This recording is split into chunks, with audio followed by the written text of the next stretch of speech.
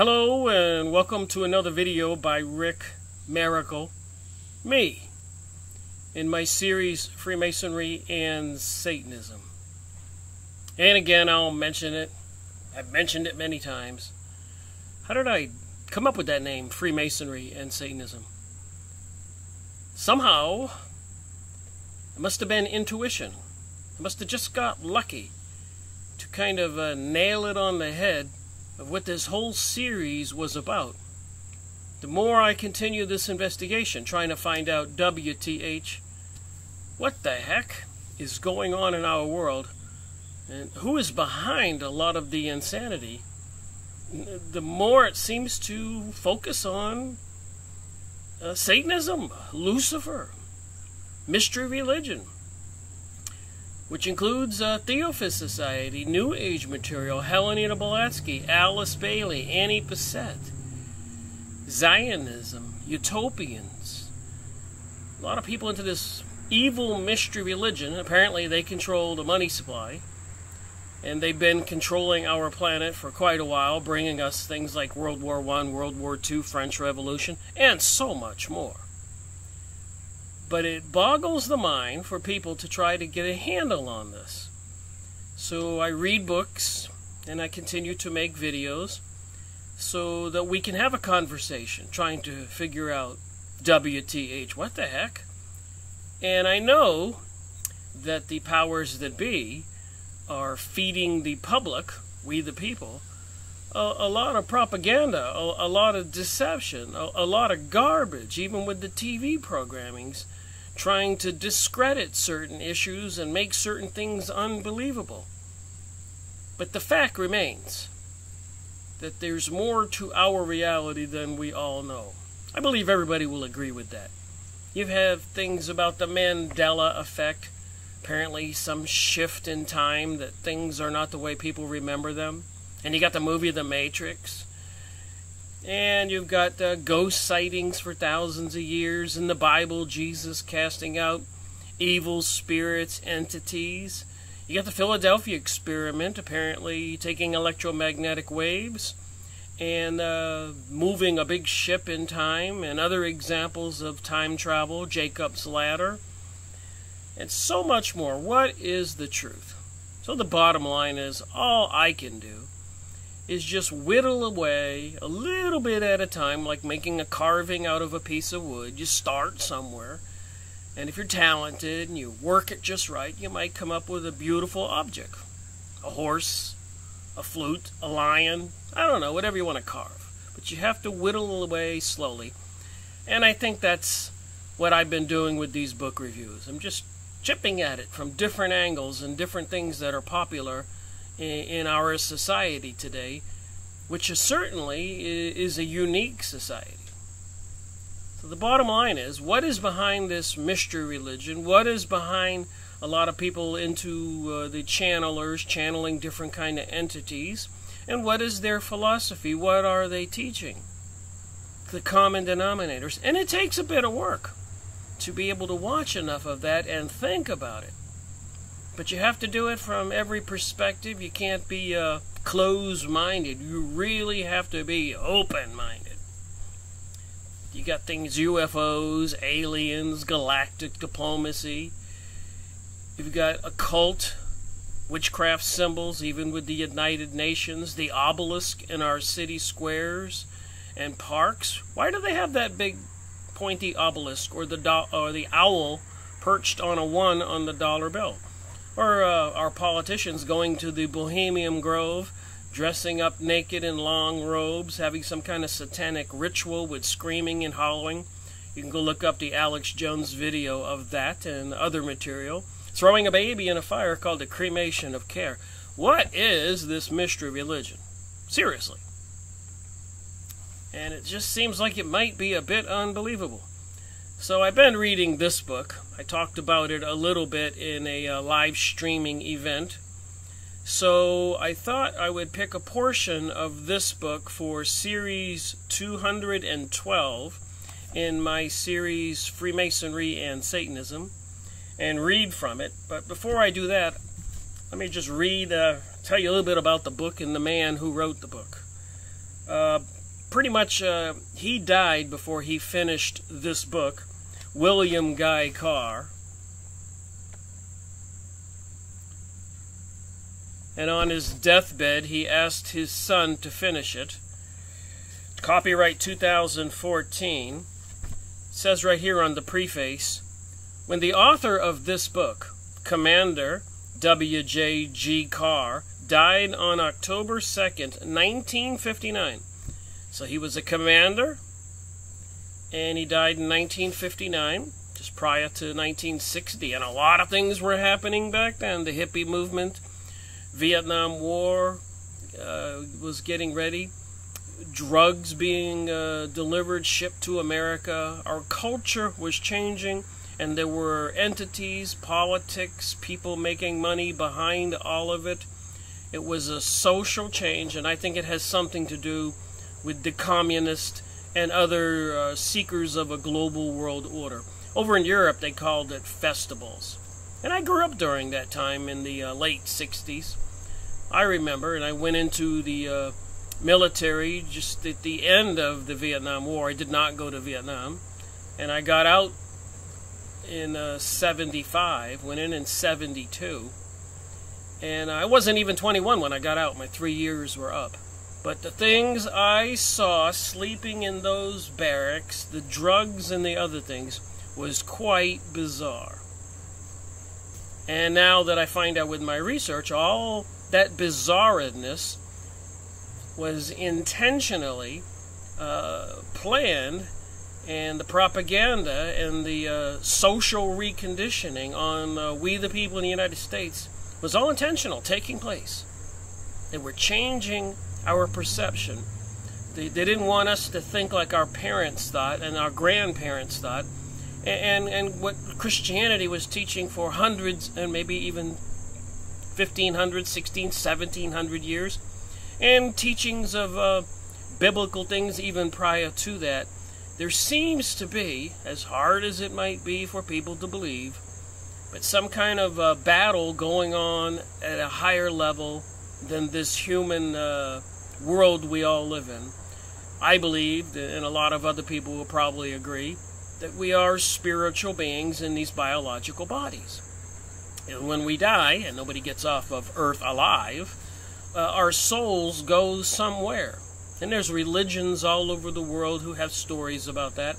Even Shamanic tribes with shamans, natives, indigenous people from Peru to Australia to the Eskimos, American Indians, the Mayans, all over the world with these different traditions and stories about the spirit world, the Great Spirit. And apparently in that spirit world, not everybody is a good person, just like on Earth. There are apparently evil entities. Just because they leave this planet, let's say they were evil on planet Earth and they die, they don't go into this other world and all of a sudden turn into somebody who's very nice and benevolent and loving of everybody. They carry their attitude and their actions and beliefs with them. And if it's a controlled, orchestrated thing where these spiritual entities can actually enter this world and possess people, remember, Italy, Ireland, even the United States, China, there's been an increase in possession.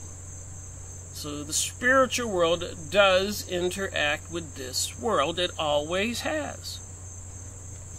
So that gets to this book, Satan, Prince of the World. So William Guy Carr died in 1959. He left this book in manuscript form, along with many scribbled notes, reference books, half-formulated thoughts, etc. His last wish was that the book be finished and published in order that all men might know of the plot which exists to wipe out every trace of decency in the world and all civilizations as we know them now. So it says in this book. On his deathbed, this was his desire, that people be told the truth about reality. So again, I'm not trying to convince anybody of anything, But I think that if we have a conversation and read some of this material and the other topics I've gone over, we might just be able to get a glimpse of what's behind the things that are happening today with a lot of the satanic rituals at Super Bowl halftime shows with Madonna, even with the horns, or the opening of that tunnel in the Swiss mountains where they were dropping demons with the horns. Just like Indiana Jones, those rituals where they were beating the drums and lowering the lady down into the fire in the pit, molten lava, screaming. And Indy was drugged and he was involved. And another one of the Indiana Jones movies where they get the Ark of the Covenant and they open it up and the spiritual entities come out and fly all over the air, killing all the people, which is discussed in the Bible, by the way. The Hebrews, thousands of years ago, took the Ark of the Covenant into battle, opened it up, and the demons or whatever was in it were killing everybody. And think about this. They're trying to bring about the golden age again, and I guess that means the age of Lucifer. It's a battle on earth, spiritual battle being brought to earth, and they want to rebuild King Solomon's temple for the third time.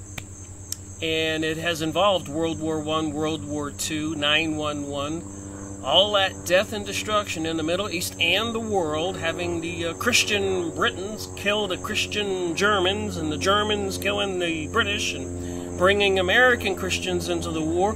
They had us all killing each other. Now that's just wrong, in my opinion. And then, of course, since 9/11, helicopters, machine guns, bombs and missiles, starvation, bombing their water plants, sewer plants, their groves of orchards and farming land and everything, bridges being destroyed all over the Middle East and all those towns and all those cities and all those countries. Meanwhile, there are plans for a greater Israel. So what is this religion with this Ark of the Covenant and this being comes out and destroys the enemy? Apparently part of this religion, which is going to be the New World religion. It's no small thing. People don't think about it from that perspective. So anyways, the one chapter I was going to read about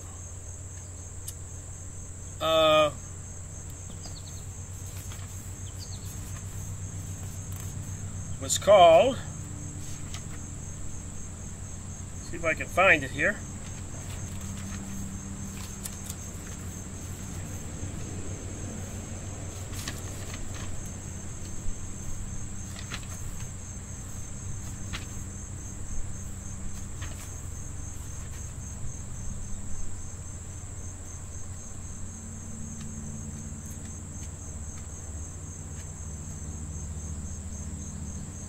In my live streaming event, I was talking about Lucifer.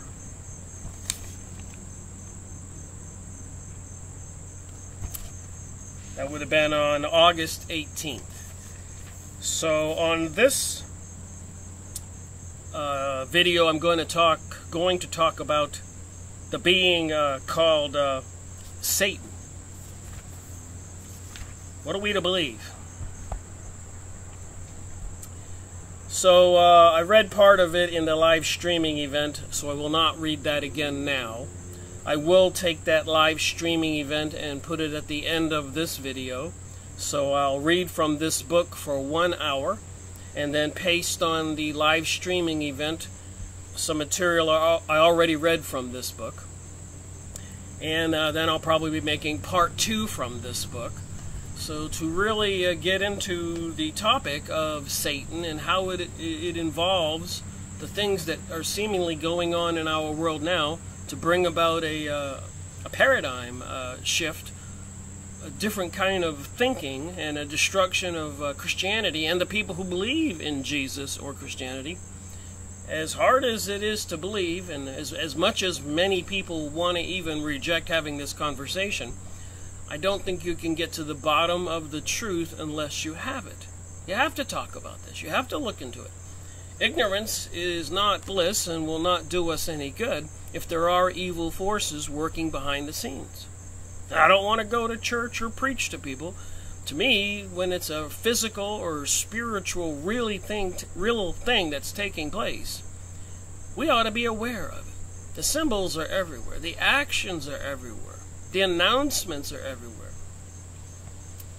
All right. So I'm just going to start reading where I left off at the live streaming video I made. Study of history indicates very strongly that those who have directed the Luciferian conspiracy upon this earth have made it their special business to make as many Jews as possible defect from God. So this is what the commander says in this book. They want to make the Jews defect from God. And in the Jewish world, there is a divide. There's the original Orthodox Jews, who are opposed to Zionism and have been all along, a program they've been working towards of changing the global world order, who controls the world, Gentiles, non-Jews to be either eliminated, enslaved, and a new world order. So apparently the people behind this, Lucifer, spiritual beings, fallen angels if you want to call them that, they're trying to get as many Jews to turn away from God also, just like they're doing to the rest of us. And a lot of Jews, as I've said, have been fighting Zionism. You can go on Yahoo image site. I've shown the pictures. They're on the corners. They're writing books. A lot of Jewish people have written famous books trying to tell the truth and expose what's going on. And a lot of Jews have sided with the Reformed Jews, switching from God to Lucifer and Satan. And why not? Who wants to believe in the Ten Commandments and love thy fellow neighbor and don't steal and don't cheat and don't murder? What fun would that be if you couldn't do those things? That's what some people think. They get more out of the reality by living off of other people's pain and suffering. But that's the nature of the Lucifer satanic religion. Entities. That's why a third of the angels were cast out of heaven, as is written in the Bible. So they want to convert Jews away from God, and they've been working on this. And it is my opinion, the numerous amount of Jews that were killed in World War II were seemingly, to me in my research, the Orthodox, God-fearing Jews who were opposed to Zionism. And that the killing was done by the Illuminati, the banksters, who are the Satanists and the Luciferians, who also Jewish leaders. So the ones who turned away from God, the Illuminati, Freemasons, Mystery School, wanted to kill the good Jews and want to kill the good Christians and eliminate Christianity from our reality. Now think about this. The Theophist Society, Helena Blavatsky, 1880, 1885, teaching this religion that she learned about overseas in the Orient and from Egypt and some other books written in Palestine and Syria. The Theophist Society, they created a Lucifer magazine. Yes? No? Albert Pike and Freemasons, many of the famous people, have declared Lucifer is their deity. Yes? No? So you can connect the Freemasons with Lucifer. You can connect the Theophist Society with Lucifer. You can connect all these symbols and demonology with Satan, Luciferic, and demons. So it seems that's the component of the mystery religion, which seems to be the religion they want to bring on the world, which is an antichrist religion. And there are many more connections, and I'm going to go over those in future material. So they want to convert as many Jews as they can to defect from God, and they want people to reject Jesus Christ, have used them to serve the purpose of the high priest, of the synagogue of Satan. And if you go look this up, synagogue of Satan, apparently it's the fastest growing church today, which Christ himself informed us is composed of them who say they are Jews but are not and do lie. And if you go in Revelation 9, the last book in the Bible, it says that God says, I know who you are, who call yourselves Jews but are not. Who are they? The synagogue of Satan has hated the Jews from the beginning because God wished them to carry his banner here on earth. The synagogue of Satan warped the Jews' knowledge of God's wishes while they were in captivity in Babylon. They have since warped the Gentiles, non-Jews, knowledge of Christ's wishes in this regard also. It is because the synagogue of Satan hated the Jews and had treated them so badly in trying to obtain control of their minds while they enslaved their bodies in captivity, that Christ told us his mission here on this earth was to release both Gentiles and Jews from the bondage of Satan and his satanic agencies. So Christ Jesus came to earth. We all know the story of Christmas and Jesus, born in a manger, the three kings coming to see him. And now it seems obvious they're trying to eliminate Christianity from the minds of we humans, and they're bringing us this new synagogue of Satan religion, apparently part of the six-pointed star of the state of Israel.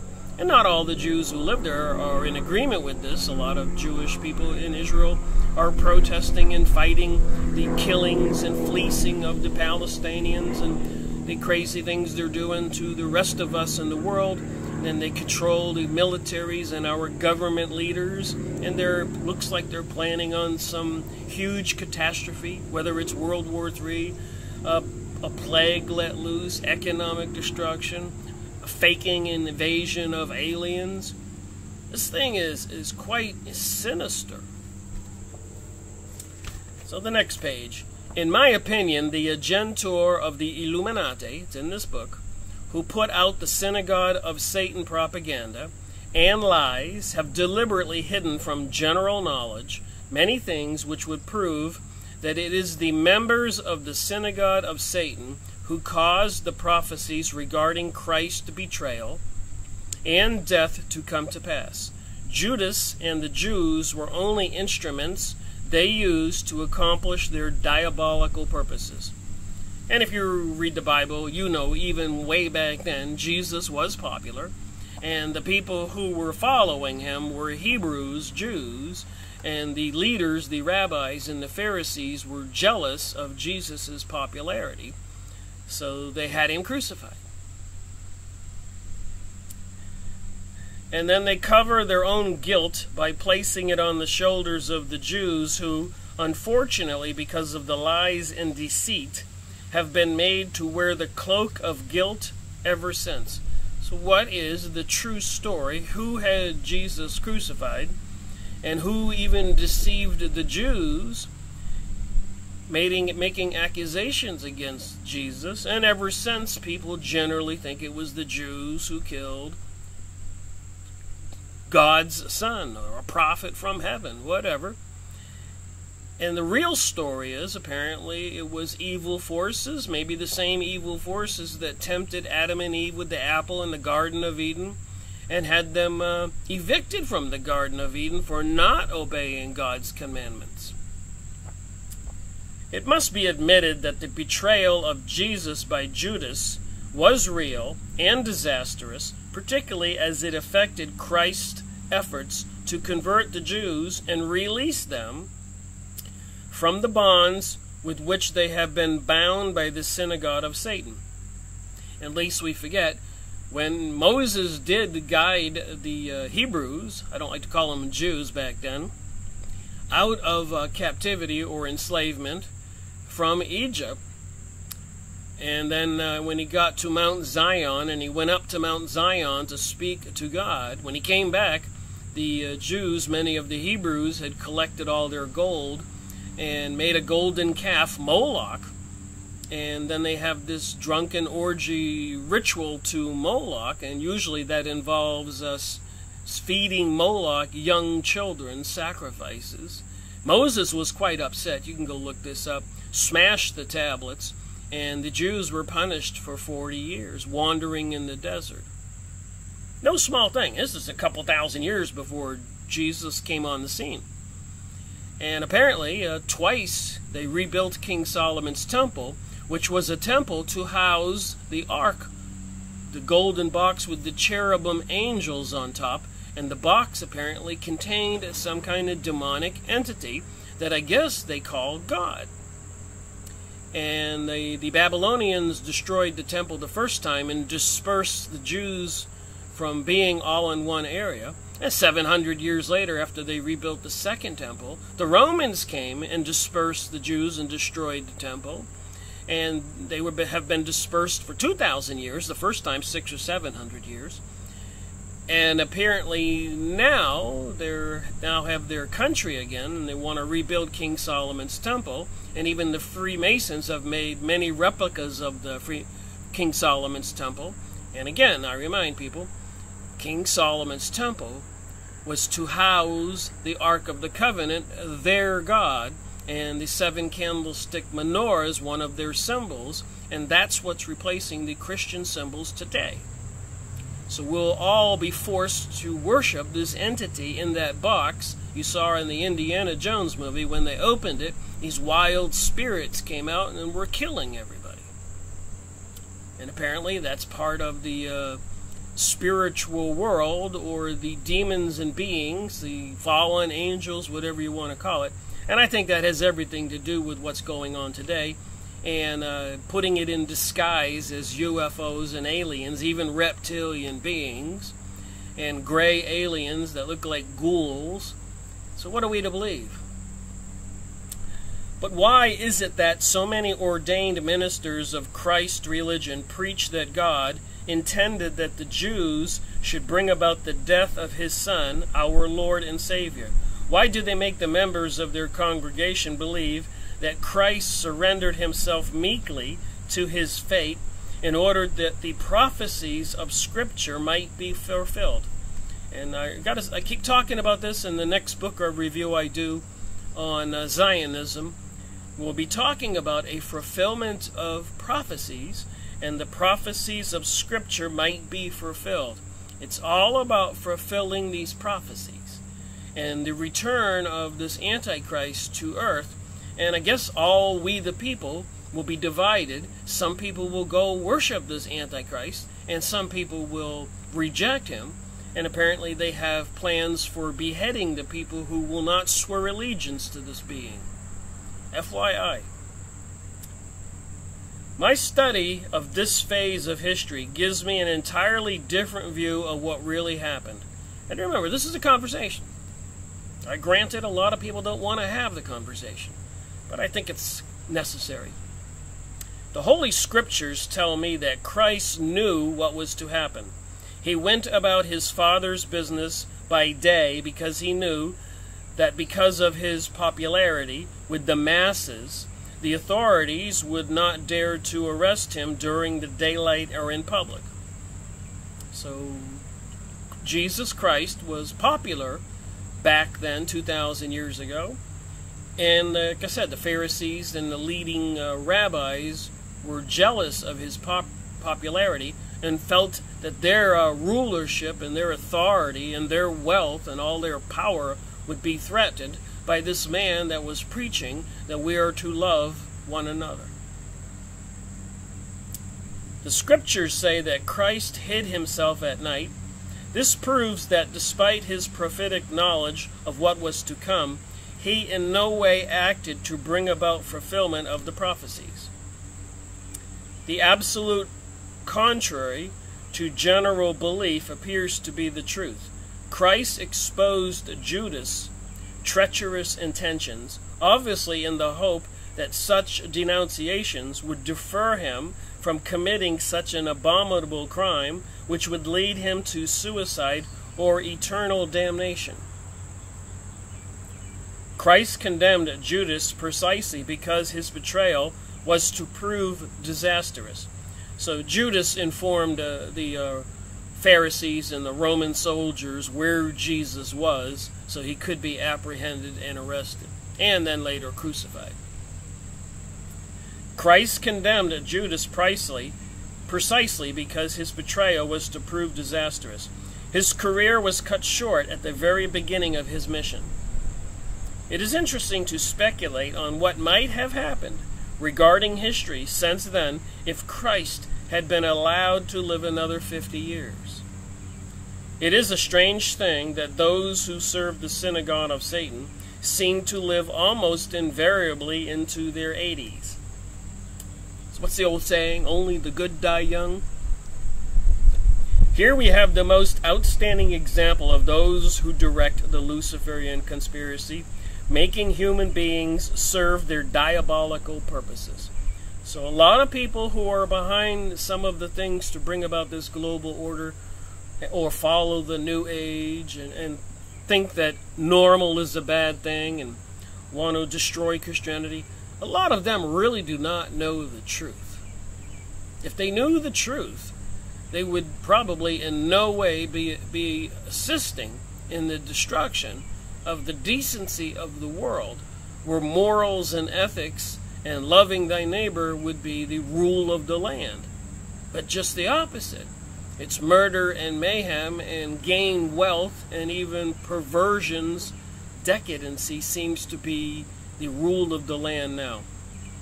And I want to make a disclaimer or confession, whatever you want to say it. I am by no means a saint or nothing else. I think we're all sinners.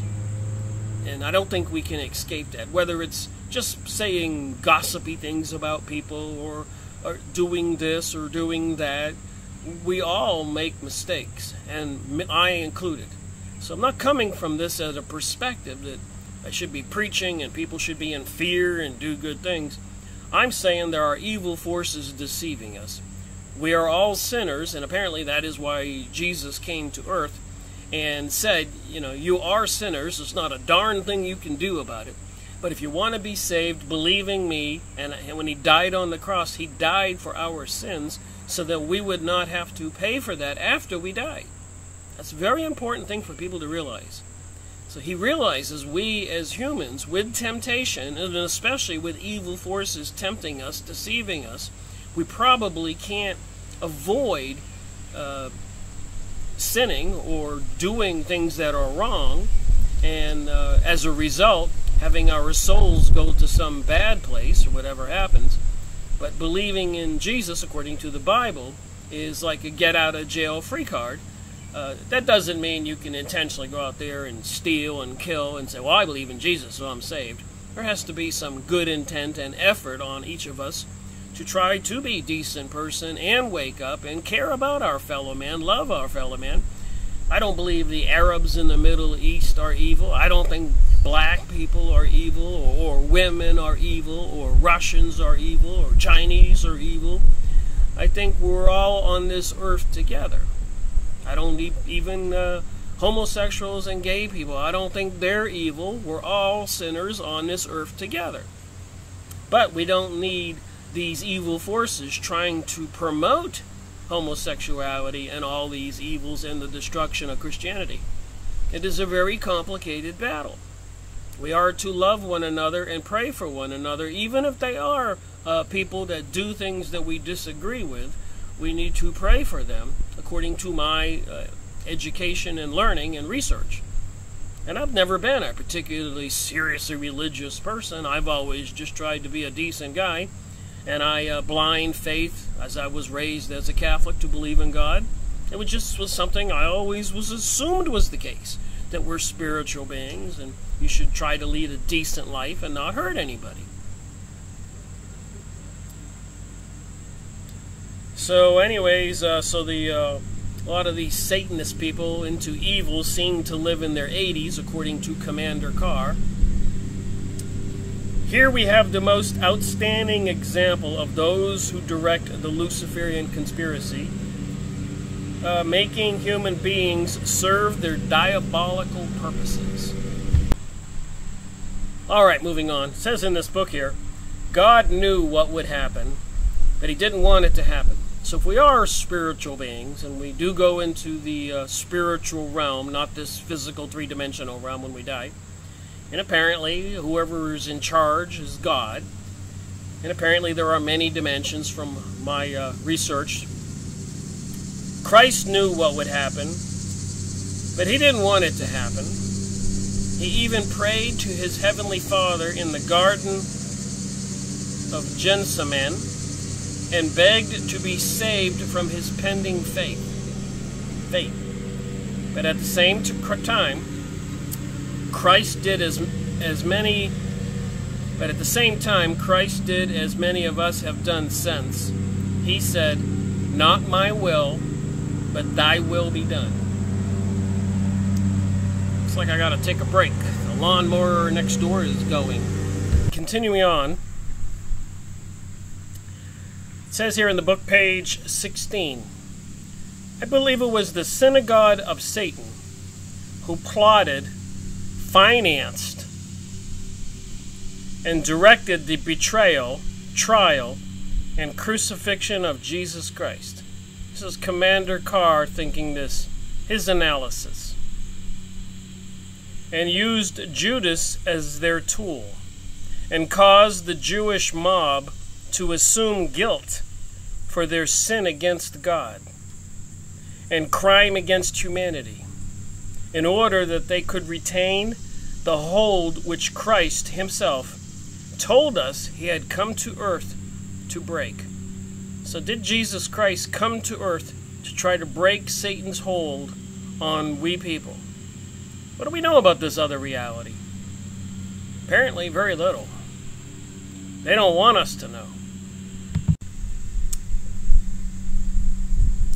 Alright, moving on. What? The synagogue of Satan, those who, as Christ told us, are them who say they are Jews, but they are not, and do lie. So like I said, in the Bible it does say, I know who you are who call yourselves Jews, but are not. And what about, again, I keep mentioning all the satanic rituals we see on the Emmys, Grammys, Super Bowl halftime shows, tunnel openings, CERN, movies, programming, even that TV program Lucifer, Hollywood. All the evil things that these forces are doing. Are there beings who worship some kind of deity in this mystery religion, and they swear under threat of death not to divulge it to the rest of us? Even Albert Pike and many high-level Freemasons admit Lucifer is their deity. Theophilus Society, Helena Blavatsky, Alice Bailey, Annie Besant, and so many more, even with creating the Lucifer Publishing Company and Lucifer Magazine.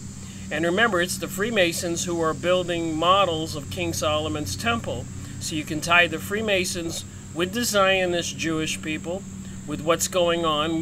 That means you can tie them into 9/11, World War I, World War II, to bring about this synagogue of Satan, Zionism, Illuminati, banksters, secret mystery religion.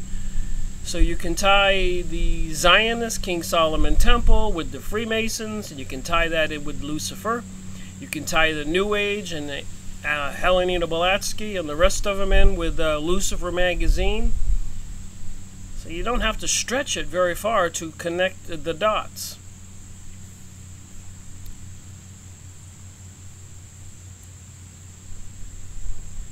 What the synagogue of Satan, those who, as Christ told us, are them who say they are Jews but are not, and do lie, did was to make it possible for them to use the Jews as tools, agents, and whipping boys from them to the present day.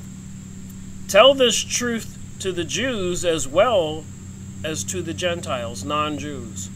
And perhaps the course of history may be changed sooner instead of later. What happened to Christ nearly 2,000 years ago has been celebrated as a Luciferian and satanic victory in every black or Adonicide mass ever since.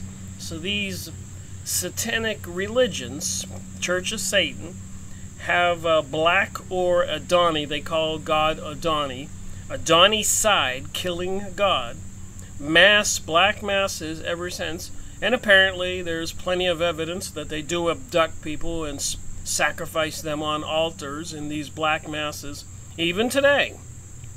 When a person would think as advanced of a civilization as we are, we would like to think these things weren't happening. But like we saw in the last presidential election here in the United States, with Pizzagate and so much more, it appears this satanic Luciferic secret society religion is very much alive. The horrible, revolting ritual claims that the synagogue of Satan defeated Christ's mission on earth by bringing it to an early and sudden end, when they were able to engineer his betrayal, conviction on false charges, and death. I can find no mention of this in the Jewish victory, no mention of this as a Jewish victory, in the documents I have studied which deal with this aspect of the Luciferian conspiracy. Those who direct the Luciferian conspiracy at the top have also encouraged and even financed anti-Semitism and used it to serve their secret plans and diabolical ambitions. But they have also deceived Gentiles into serving their diabolical purposes in exactly the same way. It is utterly ludicrous to say that the World Revolutionary Movement is a Jewish plot designed to give the Jews ultimate control of the world, because study of the Luciferian plot proves clearly that all forms of government and religion are to be destroyed in the final stage of the Luciferian conspiracy. So then when no power or cunning can prevent us, we, the high priest of the Luciferian religion, shall crown our leader, king despot of the entire world. So they're planning on bringing the world this Lucifer entity, and a lot of people in Christian circles know it as an Antichrist. According to the writings of those who have directed the Luciferian conspiracy, their purpose is to enslave all lesser human beings absolutely, physically, mentally, spiritually, and force them to accept the Luciferian ideology by application of the satanic despotism. This being a fact, that those who claim that the World Revolutionary Movement is a Jewish or Roman Catholic, Communist, Nazi, Masonic, or any other kind of conspiracy talk utter nonsense, because evidence in this book will prove how the conspirators intend to destroy all forms of government and religion. So apparently, even in the communist trials and hearings after World War I, these communist agents said they were going to infiltrate all aspects of our societies. And apparently there are people who are into some kind of satanic worship, taking over the control of the Jewish world, taking over control of the Vatican, and so much more. So a lot of people know not what they do, whether they're Jews or Zionist Christians or people getting into the New Age, trying to revolt against this or that. They don't know they're being used. As far as our investigations have gone, the evidence indicates that those who have directed the Luciferian conspiracy secretly have always masqueraded as champions of another religion. We have the Luciferian who headed the Jewish Sanhedrin during Christ's mission on earth.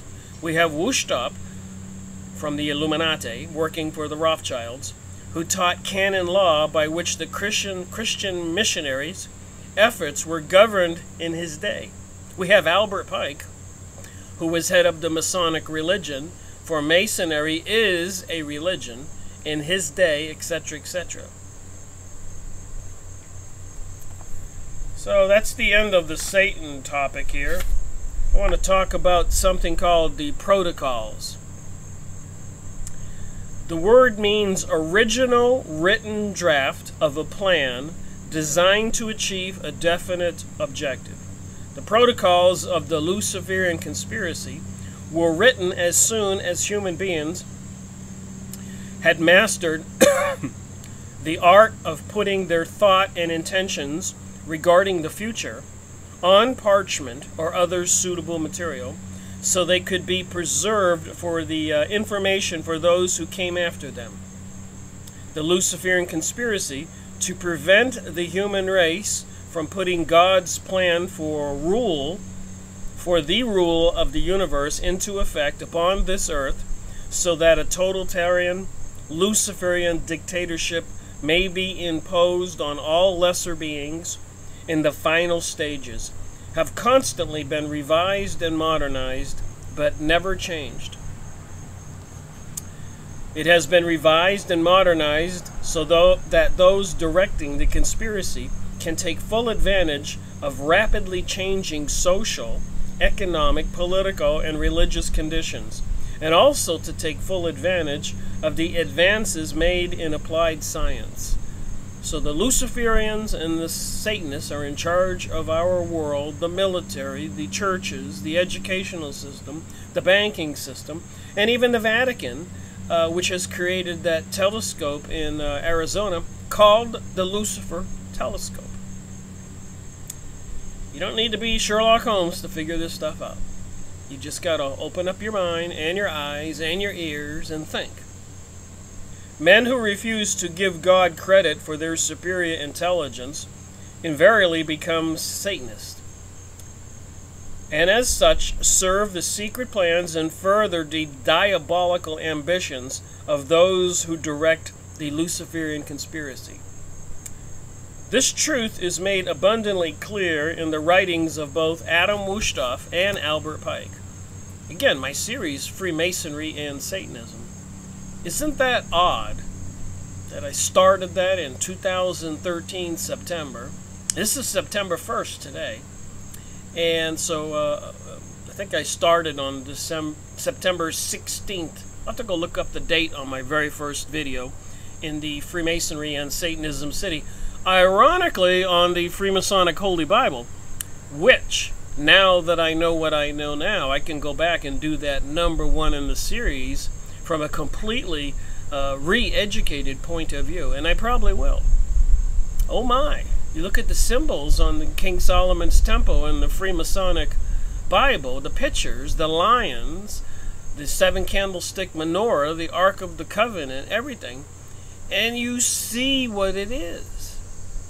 This God living in the box of the Ark of the Covenant is not the real God, apparently. And when Jesus came to earth and was trying to teach us that we are to love one another, they had to assassinate him, have him killed, crucified him. So this battle's been going on a long time, and we human beings are born and we die, we come and we go, and we all have our experiences. Whether we have reincarnation or not, I'm not quite sure. But we all have to make decisions, and part of living on earth is obviously, I guess, the trials and tribulations and temptations give us the opportunity to be who we really are. So when we do die as humans, all that information apparently is recorded. And so maybe there are advancements in the universe, whether it's different dimensions, and maybe there is a separate place set aside for the fallen angels and the fallen souls. But I read this stuff, you know, slowly and tediously, with perseverance, maybe learning one little tidbit of information at a time, having an open mind and a conversation. They say that when the Luciferian conspiracy is finally imposed on what remains of the human race, the king despot will be served by a few millionaires, economists, scientists who have been proven to be devoted to the Luciferian cause, assisted by sufficient soldiers and police, the United Nations International Police. just like they had JDM-15 in 2015 with artificial intelligence software programs and military people going from door to door with all the equipment, people sighting it on railroad cars and moving it. They're actually having exercises preparing to bring this event to planet Earth, to America, and probably all over Europe and the world. They're hooking up the artificial intelligence software programs to the beast computers with the facial recognitions, 5G network, wireless systems. They will be able to control every aspect of our lives. And I think a lot of people can see it clearly.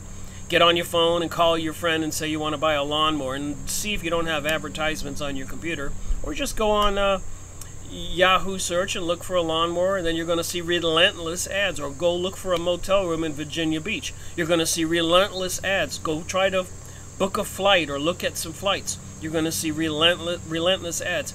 If they know every stroke of your keyboard, and you can visibly prove it, which you can, just try it,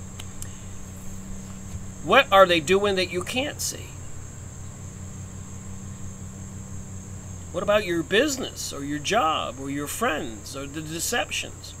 And maybe your business is suffering and you're used to advertising in a certain way. And now Google representatives call me every day. And I guess they want me to pay money, extortion, for me to get placed into the servers so that my business shows up. And apparently it's slowly not showing up at all because I refuse to give them money. They control the system. And there's plenty of information to prove it is a beast system. Even computer, if you go look at a numerology calculator, equals 666. Eric Schmidt, the CEO for Google, his name in a numerology calculator is 666. Monsanto putting herbicides, pesticides, DNA even in our foods. You talk about insidious harming of people and killing everything. Monsanto equals 666 in a numerology calculator. And on and on and on. The evidence is clear. So maybe part of waking up and being initiated into God's world is just a matter of waking up. Seeing for reality for what it is. And realizing, like it says in the Bible, he who seeks refuge in me, I shall be thy shield. So people can join the Luciferian team, or they can say, heck no, I can see what's going on there. When I leave, I don't want to go to the Lucifer or Hades or underworld. I want to go to heaven. And the way to get there, apparently, according to the Bible, in the Christian religion, is to believe that Jesus was the Savior.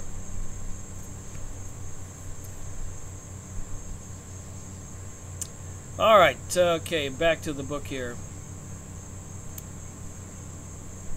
So with the United Nations International Police to enforce the will of the dictator upon the masses, the Goyim. And Goyim means cattle.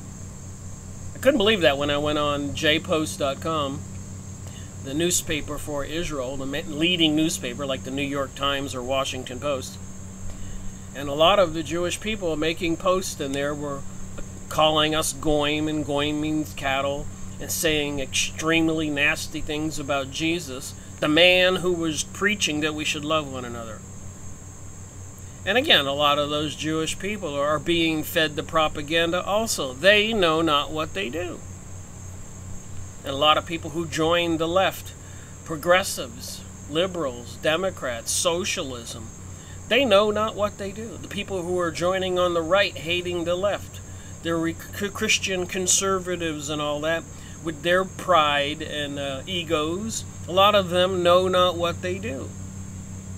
We're all good people, Republicans and Democrats, and we don't have to be getting on the extremes and the other sides and trying to support and go along with the decadent reality. I mean, it's pretty much common sense, but apparently common sense doesn't exist on the planet anymore. Anyways, my opinion. Back to the book here.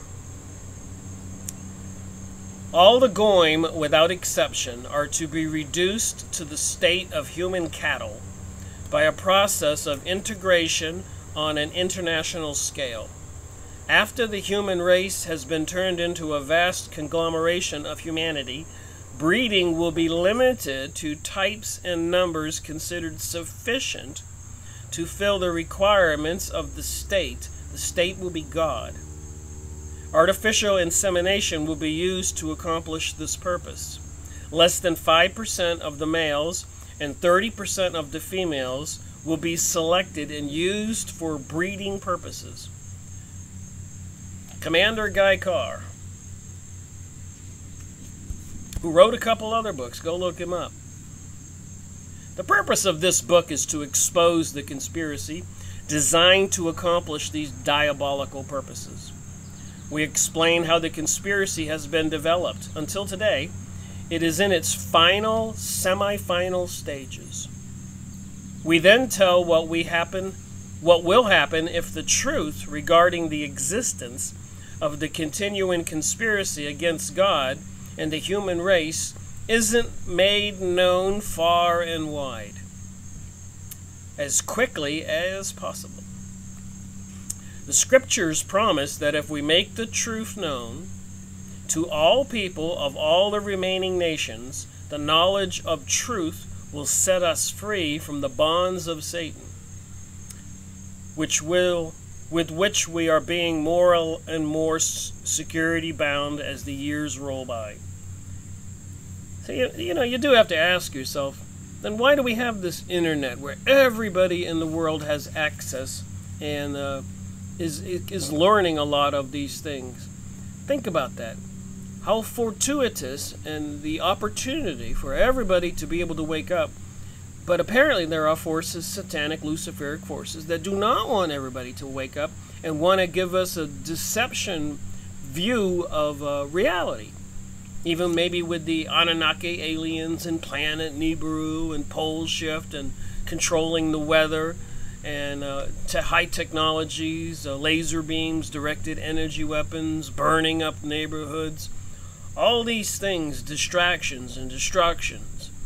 And people do not know why it's happening. Look what 9/11 made possible, the destruction of all those countries in the Middle East. The Middle East, think about it. Those countries existed before we people in the United States ever were even thought of being. Those people didn't deserve to die. Those cities and countries didn't deserve to be destroyed. And there are plans for a greater Israel. I've gone over that. And there's plenty of evidence. Webster Tarpley, Synthetic Terror, 9/11, his book, shows that Mossad, the Israeli intelligence agencies, were involved, as well as apparently the Synagogue of Satan, Illuminati, Rothschilds were involved. It's all in this book and many other books that I'm going to go over.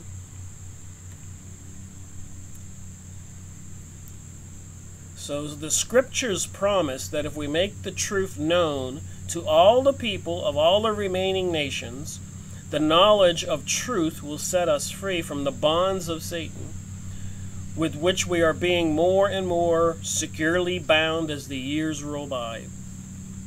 Satan is still prince of this world.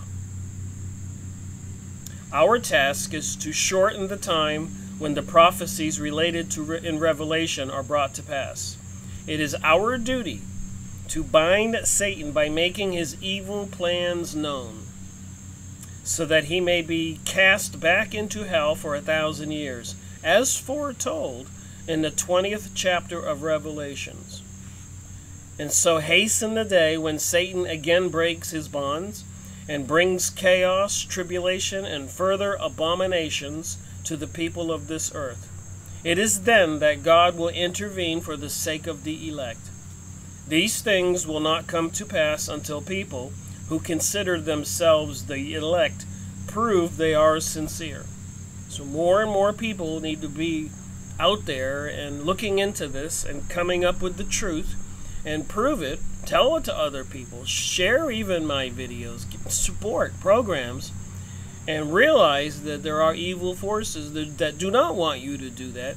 That want to bind your soul and take it to Hades or hell, the underworld with Lucifer, Satan, fallen angels, whatever. It's a battle for souls, so it seems. In order to prove our sincerity, we must, in my humble opinion, become doers of his holy will and not hearers only of his word. I feel that mass action can shorten the days of our tribulation. If we parents have any true paternal affections, we must think of the welfare of the future generations also. And that's just an interesting point. You know, if people can see what's going on, and that it's sliding more into a chaos and anarchy and decadent world, and if anybody thinks after they continue to destroy and slaughter the Arabs in the Middle East and other countries that are going through tumultuous times right now, if anybody thinks, well, that's happening over there, it's none of my business, it's not going to happen here, people better wake up, because Jade Helm did happen. The directed energy weapons are destroying properties. They are controlling the weather, floods, and everything else. And apparently, if you've been watching my previous videos, there are teams of people, thousands and thousands of them, working for this synagogue of Satan. And they can be Jews, they can be other people. They have been deceived. They've joined the dark side. But they are plotting and planning and doing things every day. So it seems. Revelation tells us that when Satan escapes from hell, he will introduce abominations, the like of which the world has never known and will never know again. Look at what President Donald Trump said recently about Iran. If they threaten us, they will be destroyed like no country has ever been destroyed before. They've been planning to take down Iran for 50 years, 40 years. I have evidence to show that. They had plans to do that prior to 9/11. How fortuitous and convenient was that?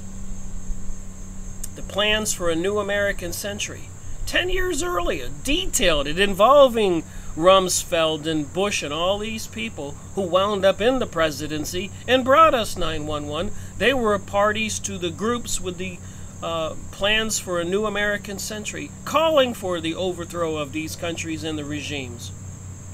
And even the plans going back to 1880, 1870, 30, 40 years prior to World War I, they were shipping tons of people, Jewish people, into the Middle East to buy land and start farming organizations and build schools. They had to bring us World War I, World War II, and have the Christian Germans killing the Christian British and the American Christians and Italian Christians. We were all bombing and shooting and killing each other. While these satanic synagogue of Satan, Illuminati, mystery school worshippers were sitting back, controlling the whole thing, making a ton of money, and probably laughing. What are you going to do? Other than share the information with people. Look into it. Don't believe me. Get books like this. Of this period, Mark 13-20, so in the Bible, St. Mark 13-20, you can go look it up, says that if it were not for the intervention of God on behalf of his elect, the people who believe in Jesus, the people who believe in God, who don't join the Luciferian conspiracy, the synagogue of Satan, there should be no flesh be saved. St. Matthew confirms what Mark says in chapter 24, verses 3 and 32. All right, one more page. Like many others who have tried to find out who causes wars and revolutions and why, I groped around in the red fog of Luciferian propaganda for many years. This is Commander Carr saying he's researched this stuff for many years. This guy's a military commander. I gathered together thousands of pieces of evidence. I traced down hundreds of clues all over the world. At one time or another, I blamed selfish capitalism.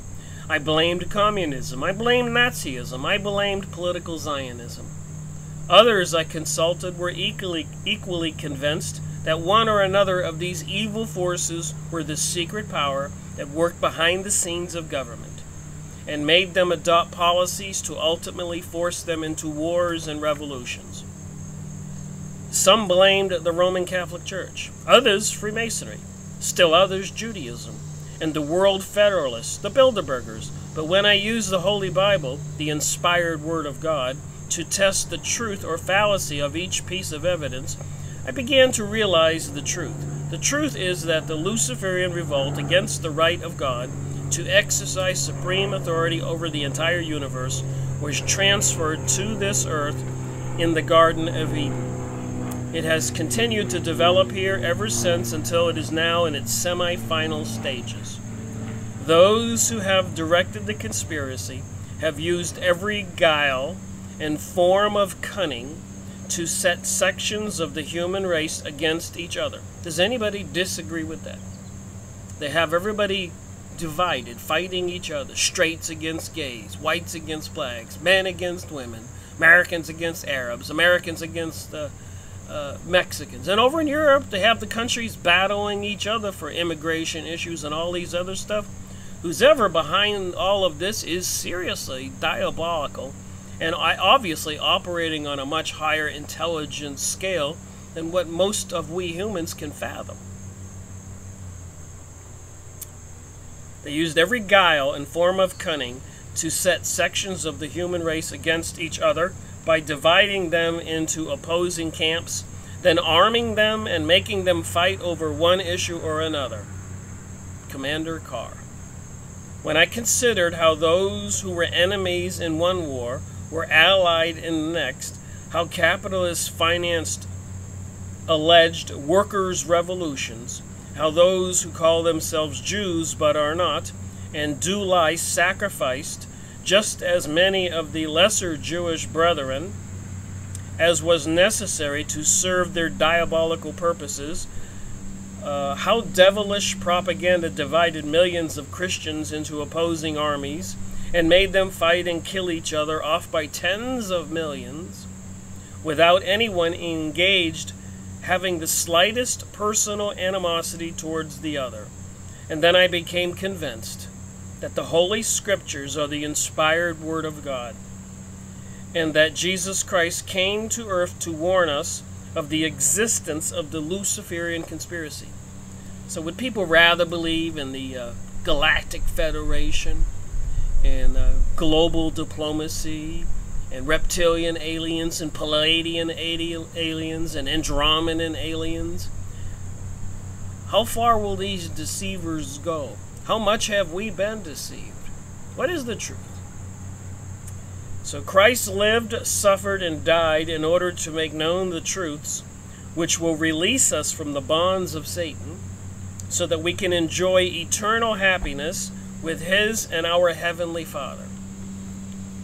For it is up to us now. We can accept or reject the truth, and that's in John 8-32 in the Bible. So anyways, I'm going to paste on the second half of this video the live streaming event when I talked about this book. So that'll make it a 2-hour video. And I will be making a part 2 to this book and reading some more from it. But the next book ought to be interesting. The book I'm going to read is a book published many years ago about Zionism. And when I read from it, remember what I'm reading here and try to put the two together. And you can. And the other volumes of books I've gone over, you can start to get a glimpse of the connection of the synagogue and Satan, whether they call themselves Freemasons, Illuminati, Zionists, Rosicrucians, Knights of Columbia, Knights of the Garter, the royal family, the Vatican, the bankers, these people belonging to the Church of Satan and other organizations. Once you can get your mind around the fact that they are all connected and they're all opposed to God, and then you just pay attention to reality, you kind of get that aha moment. You go, who would have thought this? It boggles the mind. All right. See the live streaming event where I even sometimes communicated with the commenters, and YouTube did shut down my ability to live stream. Maybe they'll turn it back on after a while. So see the next portion of this video, and if you've already seen it and you don't want to watch it, then go on to another video.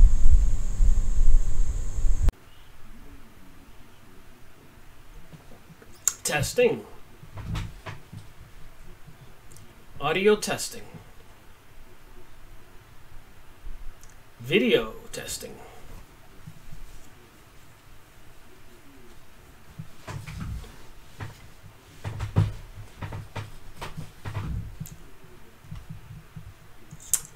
Well, it's 11:59. The live streaming event begins at noon on this Saturday, August 18th. 8/18/2018. Interesting sequence of numbers for a date. 888. So how is the audio? How is the video? And it's noontime. Time for another live streaming event with me, Rick Miracle. Any commenters out there? Any viewers? How's the audio? How's the video? A little feedback gets me started.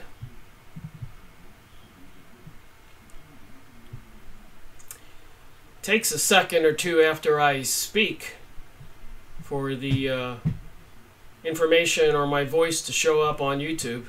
It's funny watching the video of me with the time delay.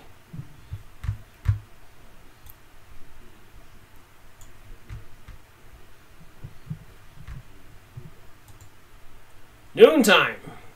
Time for another live streaming event. How's the audio? How's the video? It says one person is watching. On this Saturday at noon.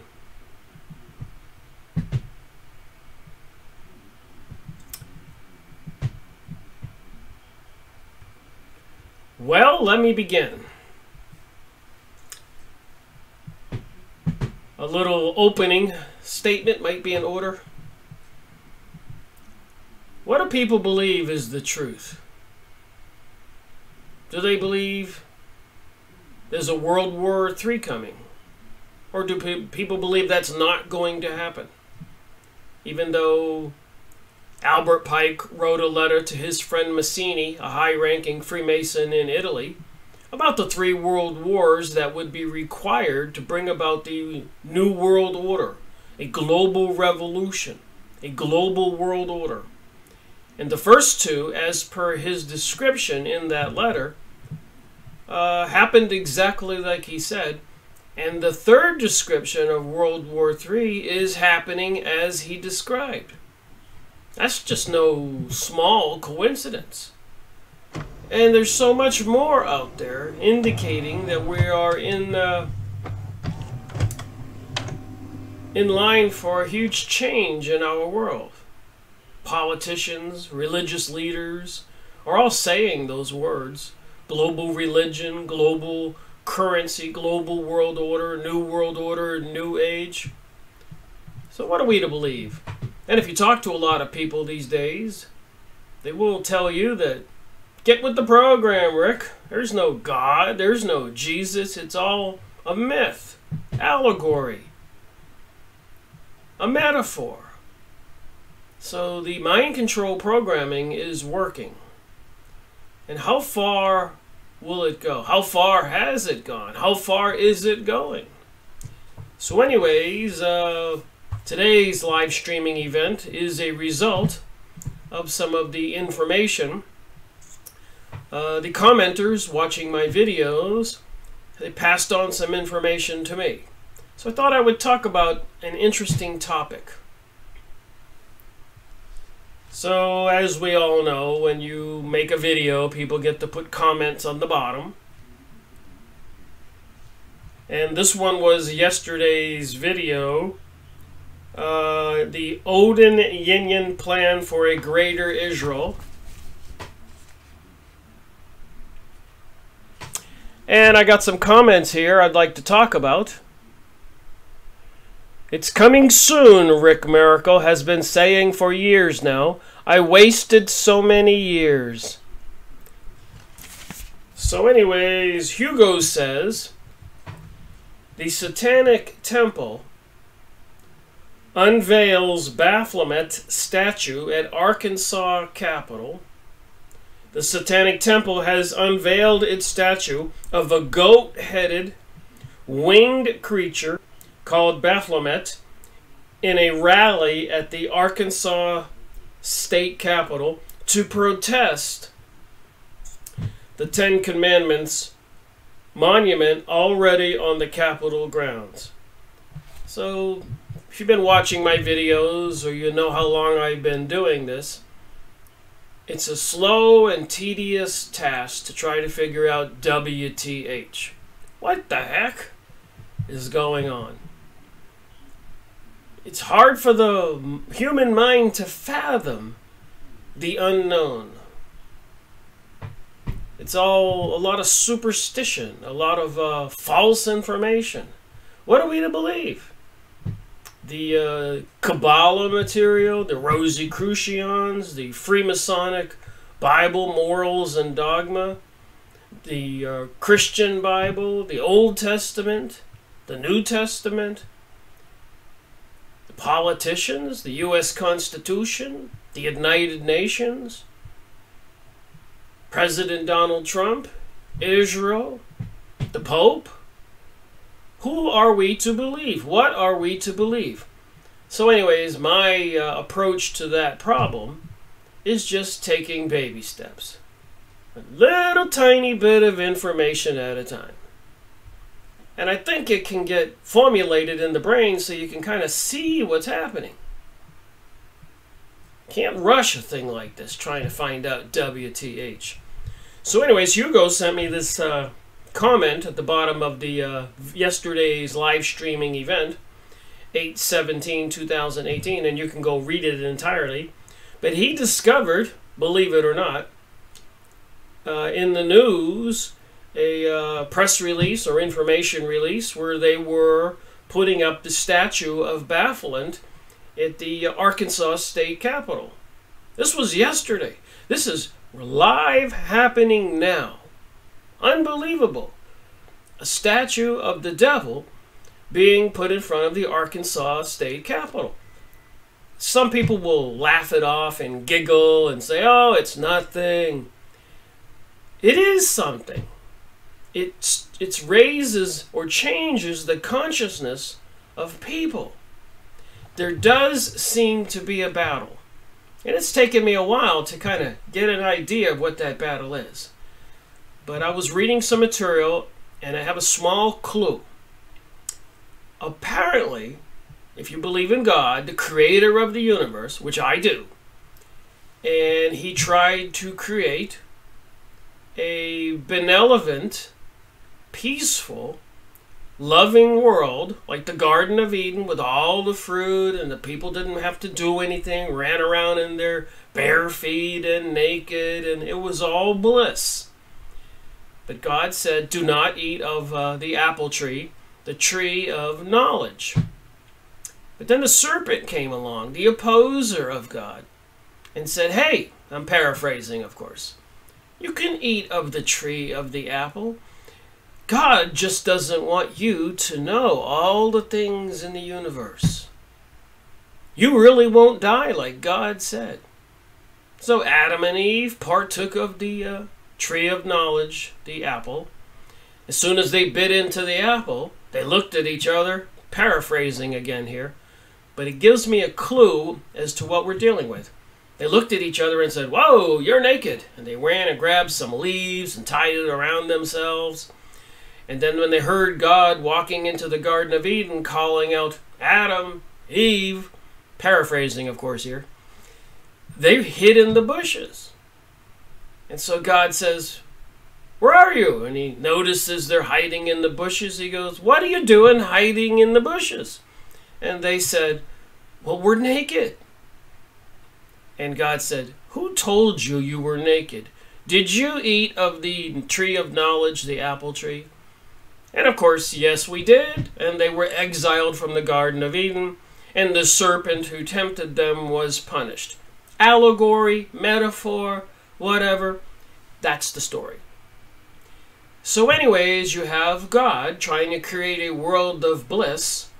And then you have one of God's highest angels, Lucifer, who was opposing God, had a different belief system, and he didn't want a God, a Garden of Eden.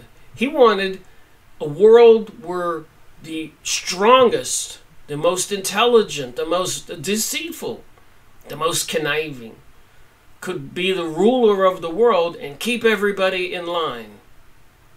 So either rule by dictatorship, Lucifer, or humanity living in love and peace, creations of God, who sent Jesus, who added one more commandment, if you go look in the Bible, and that is, thou art to love one another. So the battle is, God wants a peaceful, loving world for everybody. Lucifer philosophy says, heck no, the strongest and the most intelligent, and I'm the most intelligent and the most beautiful and the most wonderful, can rule the world with all my minions below me, princesses who will rule all the people. So there's this battle. Equality for all and love. The meek shall inherit the earth. Isn't that what God says? Jesus says. But the Luciferic satanic agenda is not that way. Now think about that with a global world order.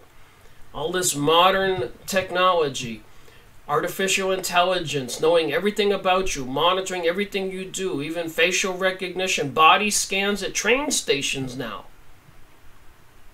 Crazy.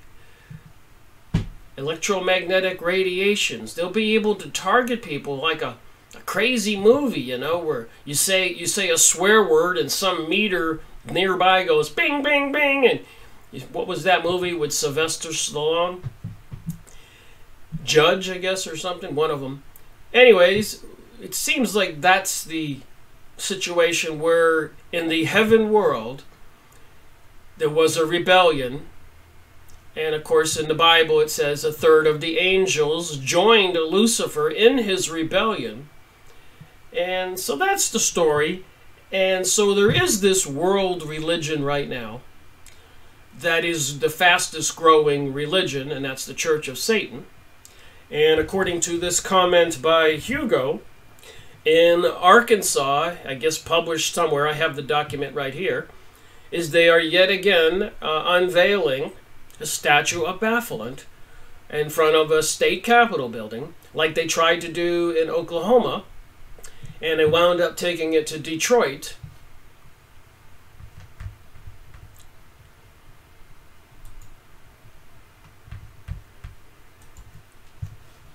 So my commenters are saying they hide their Luciferian intentions behind the nice words and ideas, like help the immigrants.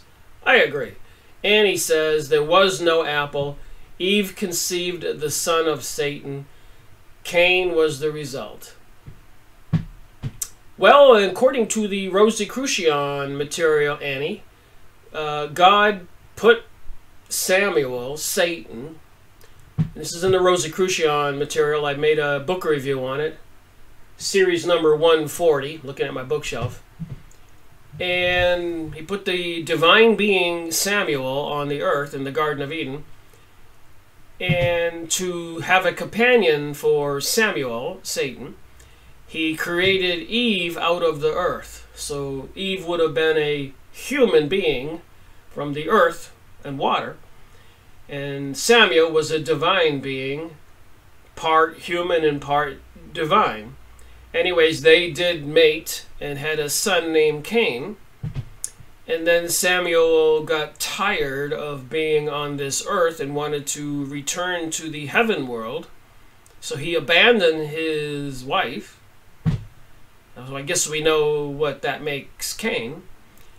And so God, feeling sorry for Eve, created Adam, and they had another son. They had a son called Abel. And then the first son, whose father abandoned him, who was divine, was jealous of the human boy Abel, so he slew Abel, according to the Rosicrucian material. So there are many variations to these stories. And so Adam and Eve had a second son named Seth. So the lineages of people, or the followers of religion, however you want to describe it, are descendants of followers of Cain, the first murderer, or followers of Seth, the human byproduct of Adam and Eve. And so we have the good people and the evil people. Get my hands messed up here. Everything is backwards on the screen. When I raise my left hand, it looks to my right hand on the screen. Anyway, so that's the story. There are many different stories out there, which is the point of this video today. What are we to believe? And I do believe this video is going to go over an hour on the live streaming event because I have 3 books I want to read from.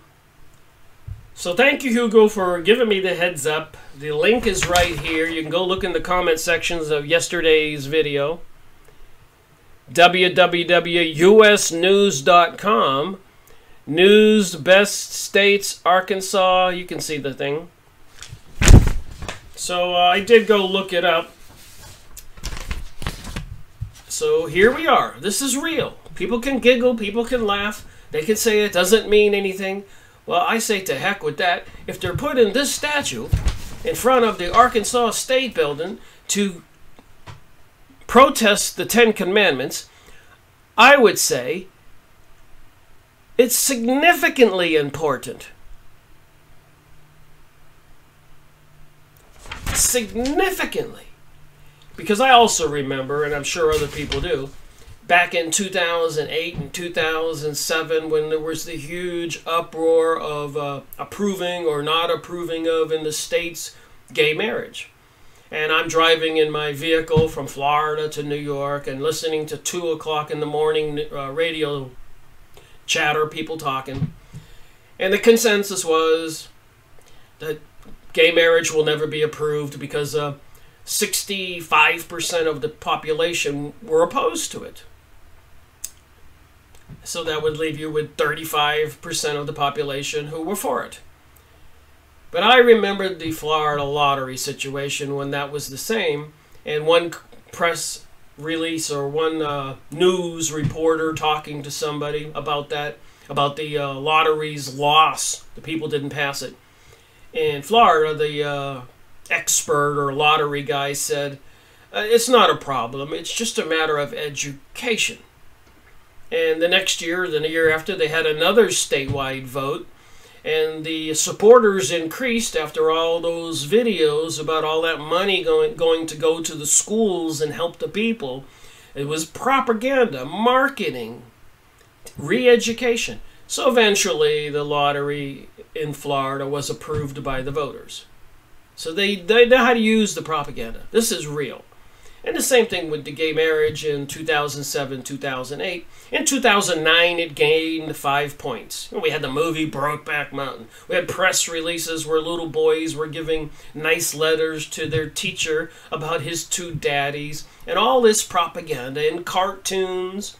It was just coming. And of course, eventually, it was a landslide, and the Supreme Court even said states cannot ban gay marriage. And that very evening, there were giant rainbow colors on major bridges and Capitol buildings and other monuments all over the country, maybe the world.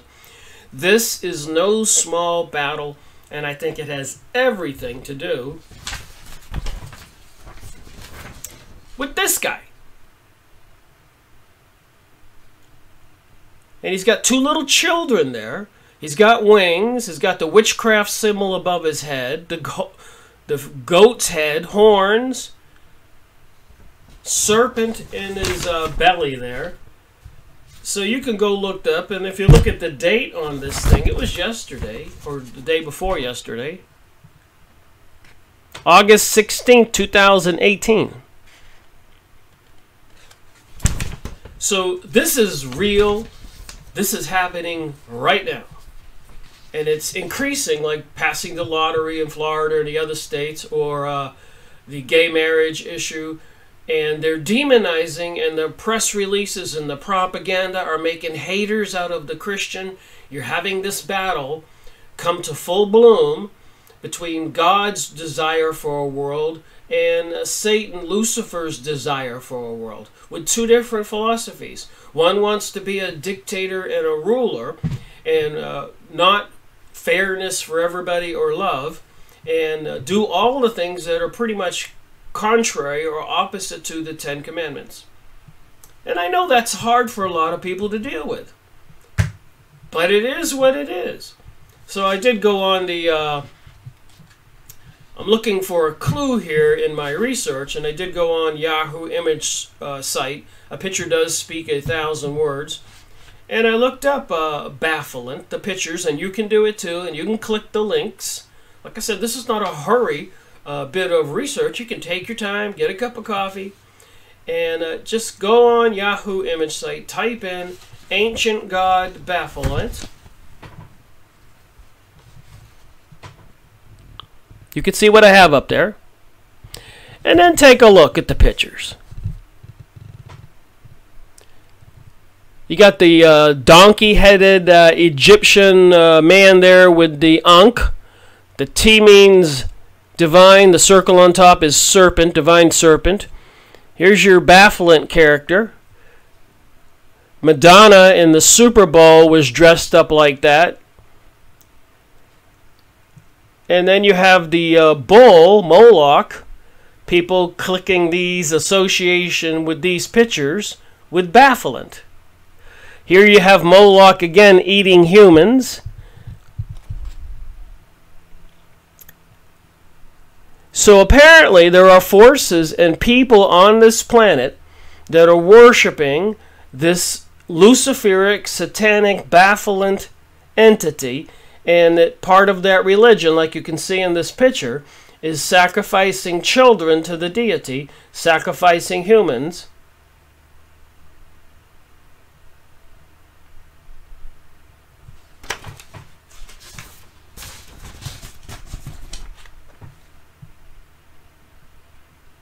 And it involves some kind of deity all the way as far back as Egypt with the hieroglyphics. This didn't start yesterday.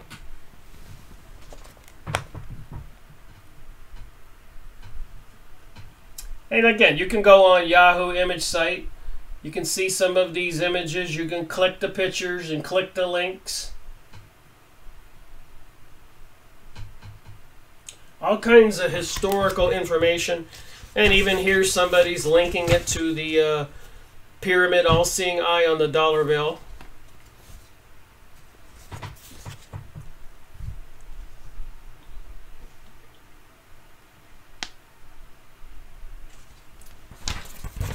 So that's Bafflant. And then, of course, I did take a peek at the, and did another search on Satanism, the fastest growing religion. Did you know that? Do you believe that? It's important to kind of get a handle on what you know and what you believe. What's the truth? It says here, Anton says, every effort to reach others means something. Slowly, slowly, we await the 100th monkey phenomenon. When enough people wake up, everyone will. You're doing a great job, Rick. God bless. Well, thank you. So the satanic agenda is moving at breakneck speed, like a freight train, towards us, and a lot of people are not aware that in this particular instance, I looked up Satanism, fastest growing religion. You can do this too. Please. Take the initiative. Go out there and look it up. Read some of this stuff. Why is Satanism the fastest growing religion? Oxford University says Satanism, fastest growing religion in America. Satanism and witchcraft are the fastest growing religions in America. Oxford University. So is it true? And if you go out on the city streets or pull in front of the tattoo parlors and see what kind of symbols people are putting on their bodies, you might scratch your head and go, it looks like Satanism is the fastest growing religion, and everybody's getting in the groove and getting a demon tattoo, a dagger, and all these other symbols. Bulls, horns. Live stream has stopped. I just got your comment. Let me look at the thing here. There's my picture. It'll probably come back in a minute. But then again, it wouldn't surprise me if they want to stop this conversation.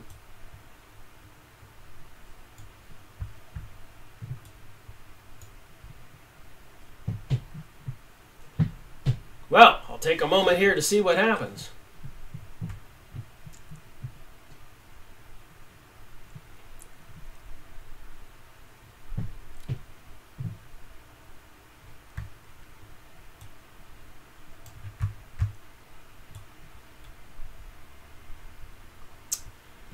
Well, I guess there's another way to... Is live stream still stopped for everybody?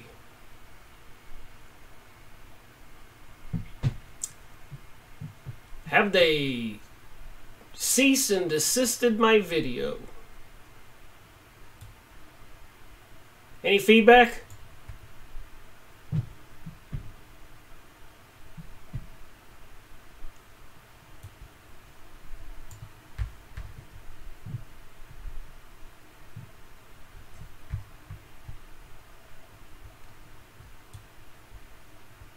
Now back. Alright, keep me posted here because I'm going to continue pointing this out. I have a whole lineup of material here. So there's plenty of evidence here to suggest that Halloween, also in this article, and this search, that Satanism is the fastest growing religion. Halloween is the biggest day of the year for the fastest growing religion.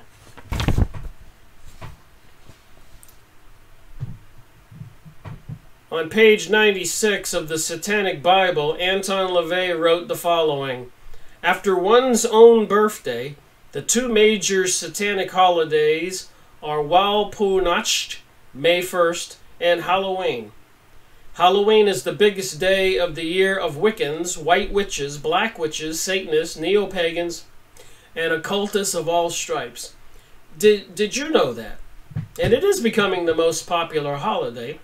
Of course, they have been demonizing Christians and trying to discredit Christianity.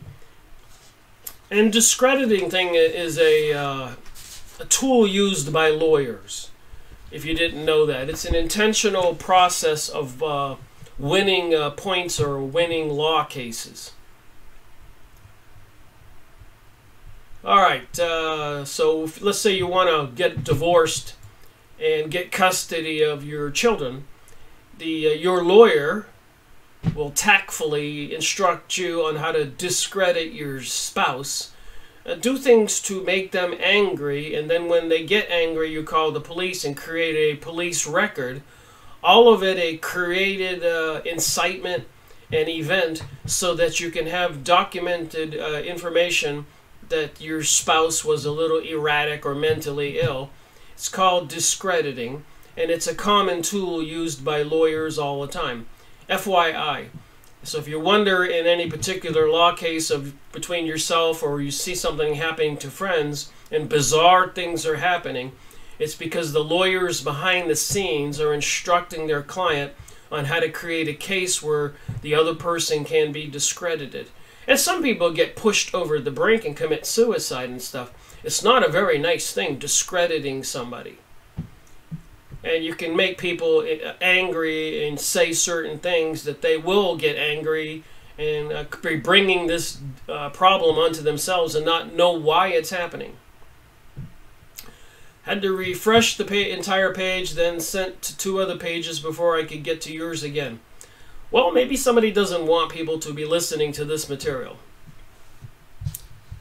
So I did go look up some more information. I was reading some more information. But I think I'd like to read from a couple books and come back to what I'm talking about here. And the one I want to talk about first, when I talk about Baal, Baphomet, Moloch, these demons, I'd like to check a few sources. And the one I have here that I've been reading for the last couple days and rereading is the Encyclopedia Judaica, published in 1973. Probably the first time. There's 18 books to this series, encyclopedias, huge and heavy as you can see. And so if it's published in Israel by the intellectual people in Israel, the first time ever that all this material was published in English, so anybody can get it. Now my question is, are we to believe what's in this encyclopedia? Or should we look at it and kind of realize some of it's going to be tainted in favor of Israel? That's okay. You can catch that when you're reading it. But at least it gives a few clues. So the cult of Moloch. And I've been talking about Moloch because I'm completely convinced, like the pictures I just showed of Baphomet, that it's the same entity that we've been fighting all along, and here they're putting people into a fire, into this mouth of this being, sacrificing people, throwing them into the fire.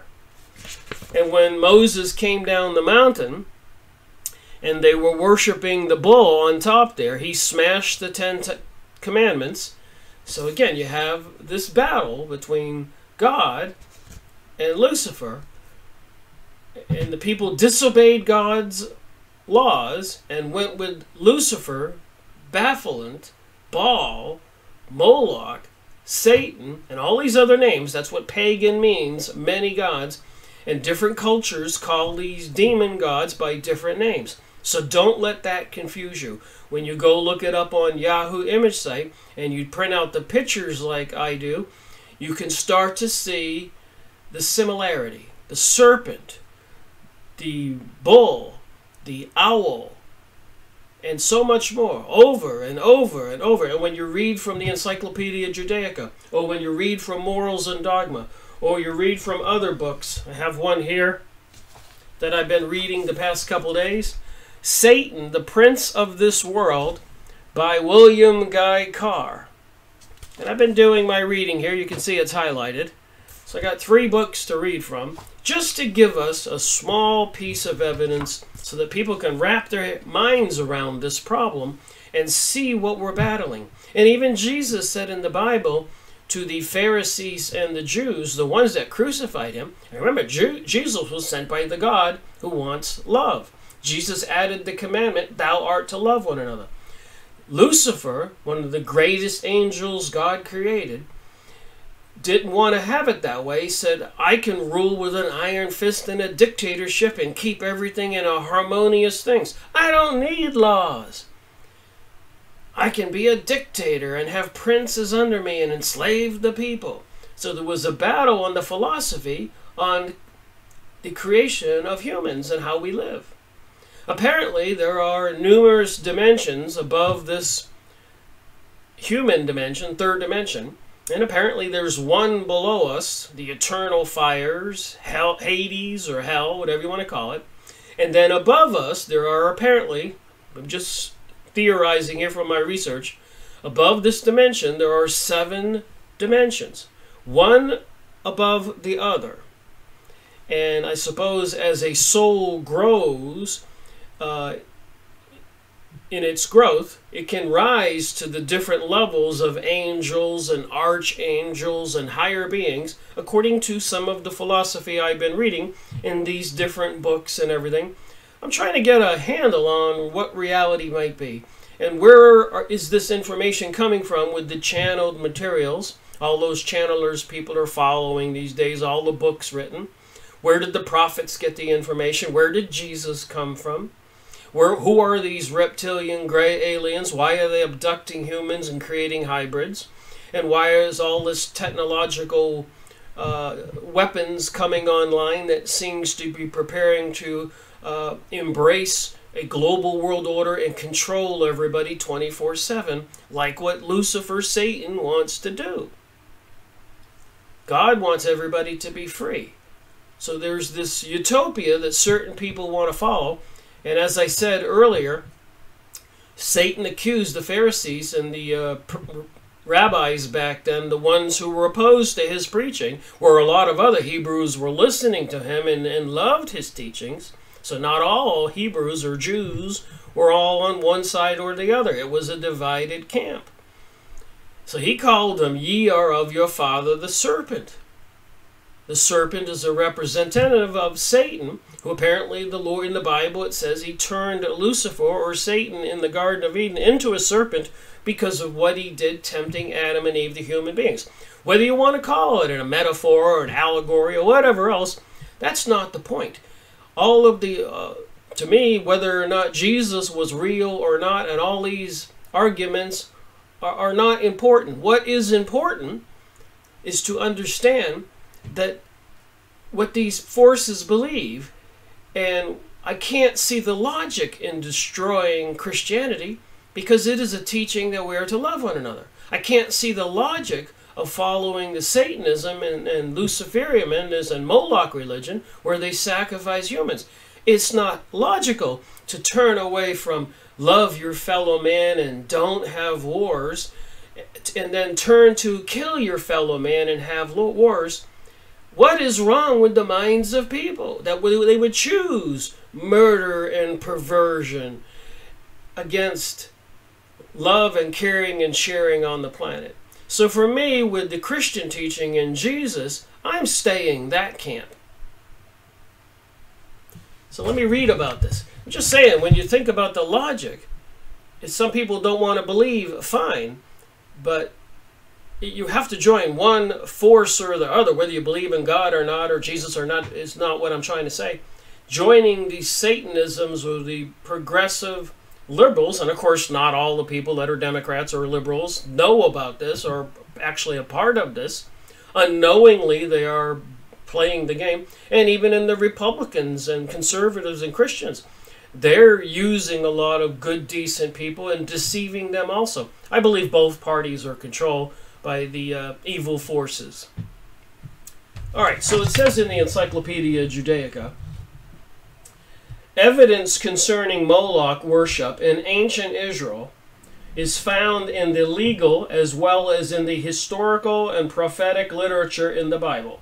This is the Encyclopedia Judaica. If you don't want to believe, that's fine. It's in this encyclopedia. It says here, concerning Moloch worship in ancient Israel. The testimonies of the Pentateuch, the Old Testament, literature of the Bible, the testimonies of the Pentateuch, I'm saying that wrong, which seem to be the most ancient and therefore the most reliable ones, should be divided according to the formulation of the law into two groups. The law of the holiness code, which speak about the giving or passing children to Moloch. Giving or passing children to Moloch. And the law in Deuteronomy, which speaks of passing one's son or daughter through fire. The author of the Book of Kings, who was influenced ideologically and stylistically by Deuteronomy, speaks about passing sons and daughters through fire, which actually constitutes a conflagration of the formula of Leviticus with that of Deuteronomy. And on these Encyclopedia Judaicas, you can go on abebooks.com and other book sites, but abebooks.com seems to have served me best. Usually free shipping, and you can pick up a book like this maybe for $4 and sometimes $10. There's 18 to the series, and for $4 and free shipping, you can get books. There's 18 of them. Just pay attention to the alphabet, which one you're buying. And it might take you a few months or whatever. It took me a couple months and I got all 18. But it has invaluable information. And I learned about this by watching some Harry Hubbard videos. And the information is actually quite unbelievable, as you shall see here. In all these sources, there's no mention of burning or sacrificing, slaughtering children to Moloch. Those latter terms are found, on the other hand, in the prophetic sources. So they're saying that in all the different sources, the educational institutes didn't have the mention of slaughtering children. But on the other hand, if you go to the prophetic sources and other books, Jeremiah, Ezekiel, And one may add here Isaiah and Psalms. The difference in the presentation of the Moloch worship in the legal, historical, and in the prophetic sources is significant. So they're trying to say in some sources you can't find it, and in some sources you can. In the Encyclopedia Judaica, I'm finding it. The legislator has to be precise in his formulation. So the legislator, or the ruling people, when they published material, they didn't come outright and say burn or sacrifice your children. Therefore, this description is more trustworthy than that of the prophet or the preacher. So they're saying the politicians are more trustworthy than the prophets or the preachers. What do you think about that? So when you read these books, you have to have a discerning mind. At any rate, the fact that the legal, historical, in contrast to the prophetic sources, do not mention real burning should serve as a warning against a hasty identification of Moloch with human sacrifice. And this is one of the reasons in the Jewish culture for 2,000 years, I've gone over books about this, where they were doing human sacrifices in some of their rituals, that it was the straw that broke the camel's back. There were a lot of frictions and problems with the Jewish people in these different countries over 2,000 years. But, you know, they would find another dead body of a young child with all kinds of pinholes in it where the blood had been drained. And they drank the blood and they put it in bread for some kind of religious ceremony. And all of a sudden the local town folk would grab their pitchforks and maybe sometimes massacre the Jews or run them out of town with pitchforks. And finally maybe the government of Spain or Britain or Italy would banish them, exile them forever, and then years later people would forget and they would come back, and they brought this religion back with them. FYI, and it's in the books here. The distinction should be made between human sacrifice. Think about this for a minute, how they're trying to justify this. The distinction should be made between human sacrifice as a sporadic deed at the time of a crisis or distress, such as a holocaust or of the son of the Mishnah king of Moab, or an act which serves to express an unusual degree of religious devotion, as the binding of Isaiah, and on the one hand, in the Moloch cult, which was established institution with a fixed location in Topieth, on the other. Excuse me, sacrificing people, period, is not acceptable. Just because you lost a war or you're mad at somebody or having a religious devotion is not an excuse.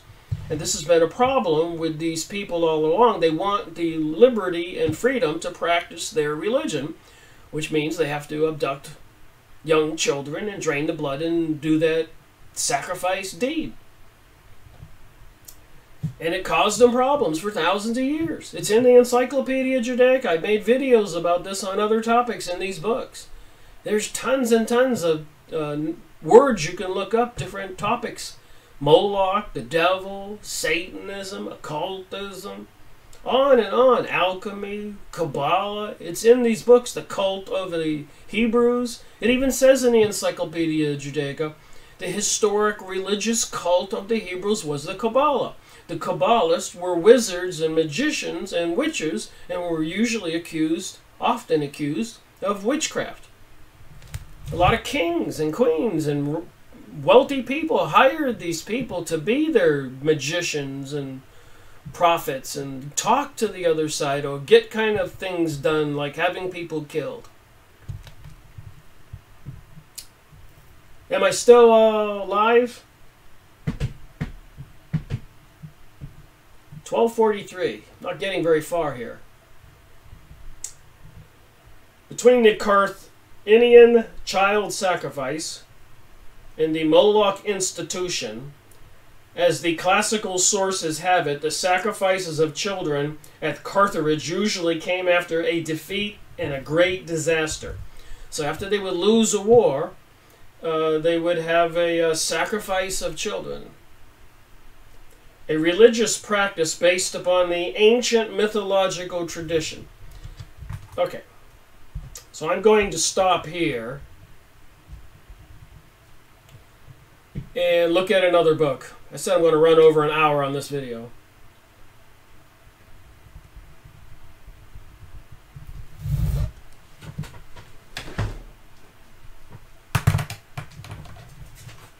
So I was reading one of the topics on the 19th degree in Morals and Dogma,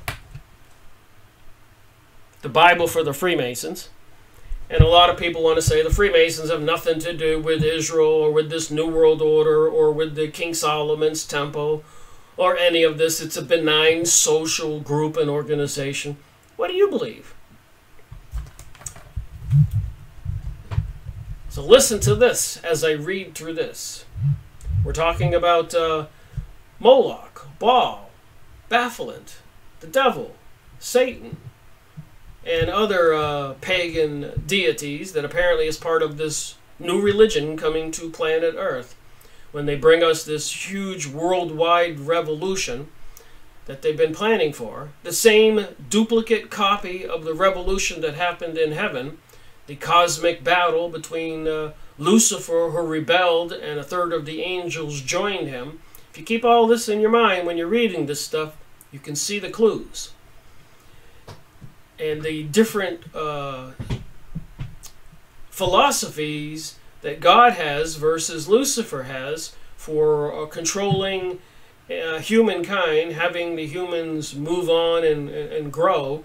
One of them wants a world dictatorship that's quite bizarre with the opposite commandments of the 10 Commandments. And of course, God wants everyone to love each other, not steal and murder and be perverted and worship idols and all that. Read the 10 Commandments if you're unsure of what they are.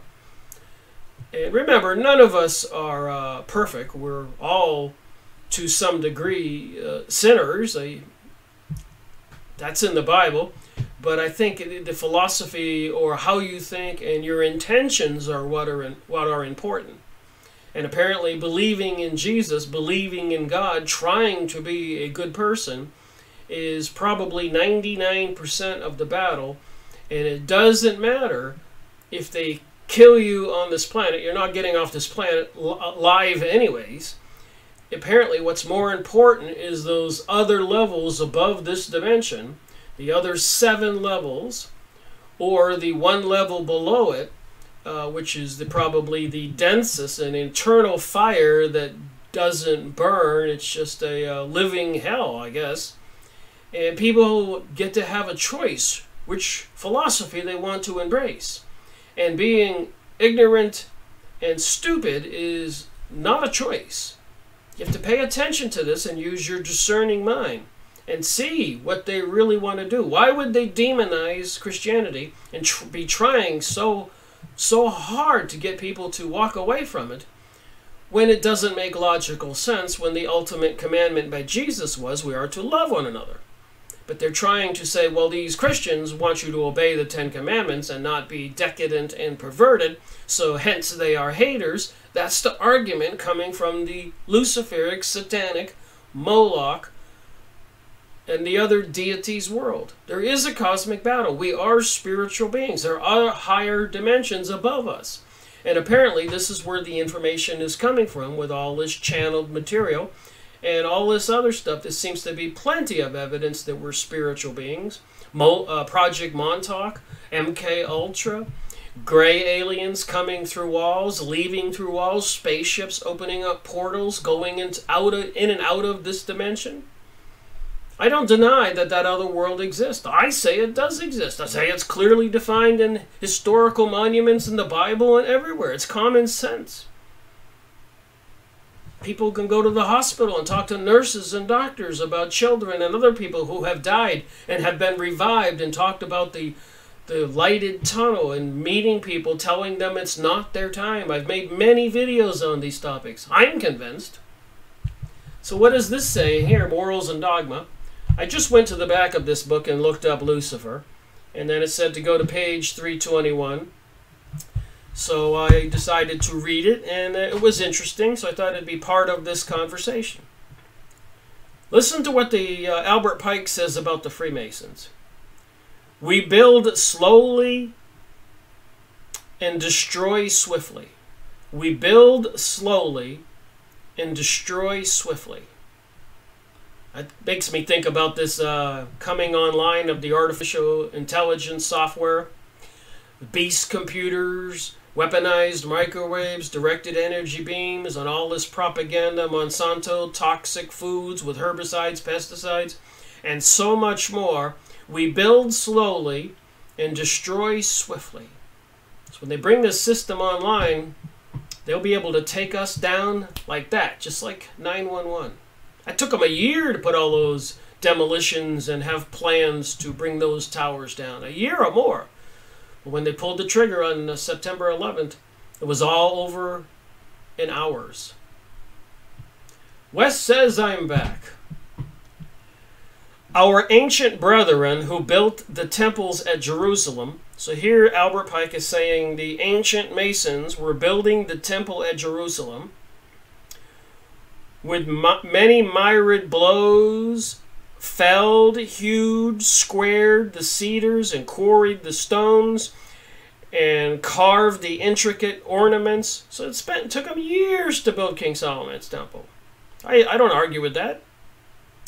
Which were to be the temples, stone after stone, by the combined effort and long toil of the apprentices, fellow craft masters. The walls arose, and slowly the roof was framed, fashioned, and many years elapsed before, at the length, the house stood finished, all fit and ready for the worship of God. So they built King Solomon's temple for the worship of God.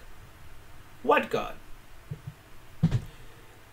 Gorgeous in the sunny splendors of the atmosphere of Palestine. So back when he wrote this book, when was this one published? I think he wrote the Morals and Dogma in 1888 or something. This is 1962 edition, but they were calling that land now called Israel, Palestine. FYI. So they were built, a single motion of the arm of a rude, barbarous Assyrian spearman, or drunken Roman or Gothic legionnaire of Titus, Rome, moved by a senseless impulse of the brutal will, flung in the blazing brand, and with no further human agency, a few short hours sufficed to consume and melt each temple to a smoking mass of black, unsightly ruin. So it took him years, the Freemasons, to build King Solomon's temple, and then the Assyrians and the Romans came to Jerusalem and set it on fire and destroyed it. Be patient, therefore, my brother, and wait. The issues are with God. To do of right belongs to us. And make no bones about it. These people following the Lucifer religion, thinking that they should be this pyramidal kingdom where they have a dictator at the top, the all-seeing eye, they really believe. A third of the angels didn't follow Lucifer because they didn't believe. They didn't want to do it the way God wanted it done. So they think Lucifer is actually the shining star, the light bearer, and God is actually the evil one. But I explained the philosophies. Therefore faint not, and be weary in well-doing. Therefore faint not, nor be weary in well-doing. Be not discouraged at man's apathy, nor disgusted with their follies, nor tired of their indifference.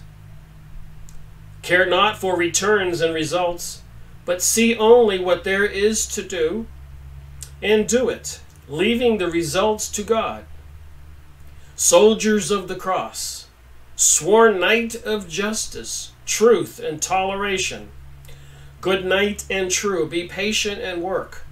The Apocalypse, that sublime Kabbalistic and prophetic summary of all the occult figures, the Apocalypse, that sublime Kabbalistic and prophetic summary of all the occult figures divides its image into these sepentaries, after each of which there is silence in heaven.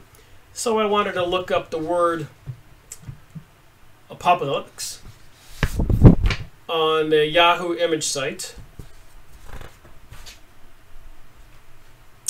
Not too good.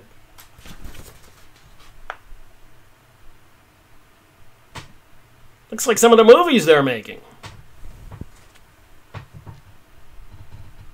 Everything is in destruction.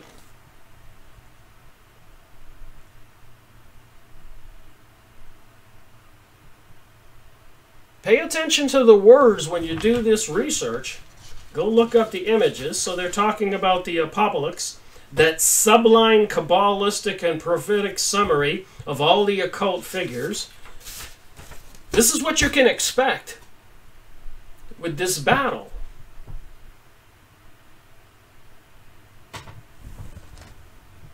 Is there any doubt in anybody's mind?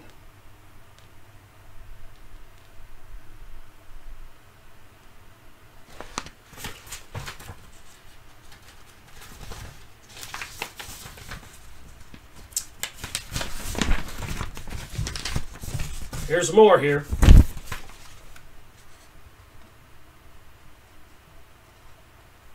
So this wonderful world that's been built with the interstates and skyscraper towers, excuse me.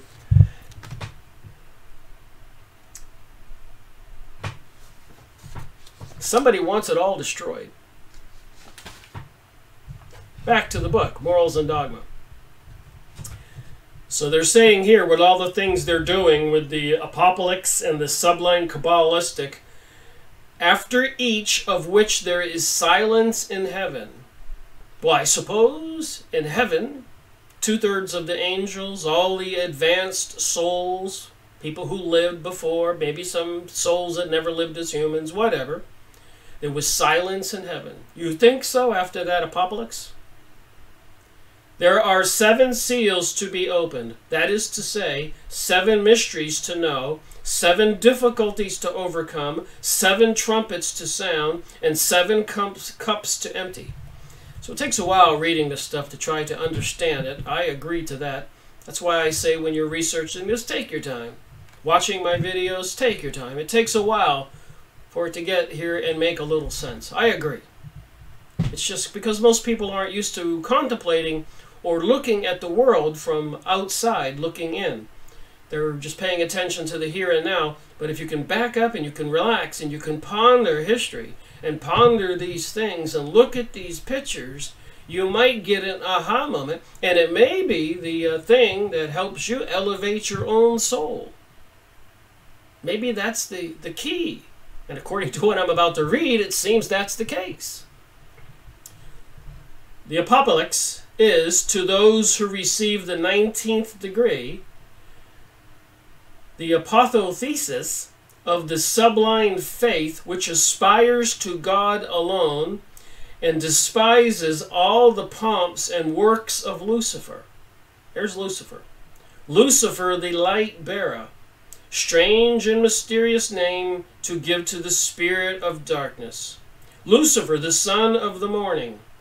It is he who bears the light, with all its splendors intolerable, blinds feeble, sensual, and selfish souls. Doubt it not, for traditions are full of the divine revelations and inspirations, and inspiration is not of one age nor of one creed. Plato, Philo also were inspired. The Apocalypse, indeed, is a book as obscure as the Zohar, another Jewish popular book, like the Talmud. It is written hieroglyphically with numbers and images, and the apostle often appeals to the intelligence of the initiated. Let him who hath knowledge understand. Let him who understands calculate. He often says, after an allegory or the mention of a number, St. John, the favorite apostle, and the dispository of all of the secrets of the Savior, therefore did not write to be understood by the multitude. So all of the secrets of the Savior, therefore, did not write to be understood by the multitude. They don't want the multitude, most people, to understand this stuff. Why? The Sefer Yazarah, or Zohar, and the Apocalypse are the complete embodiments of occultism. Did you just hear me?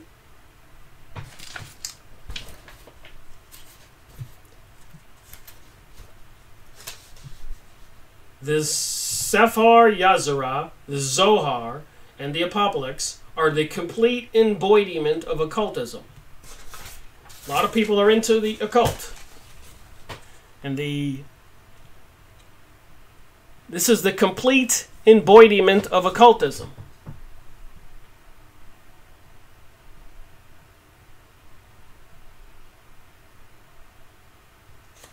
Just saying.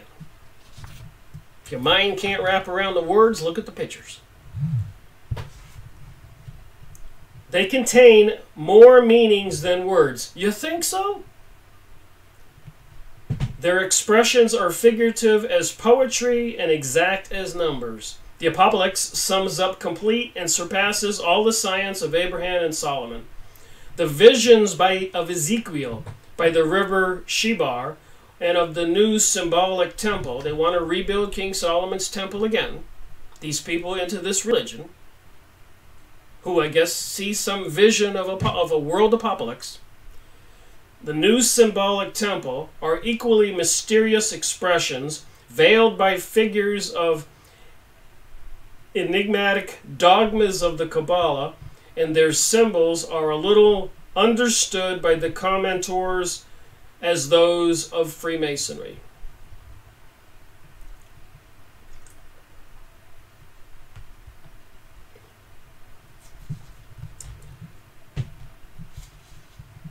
The more the great hierophants were at pains to conceal their absolute science, the more they sought to add grandeur to multiply its symbols.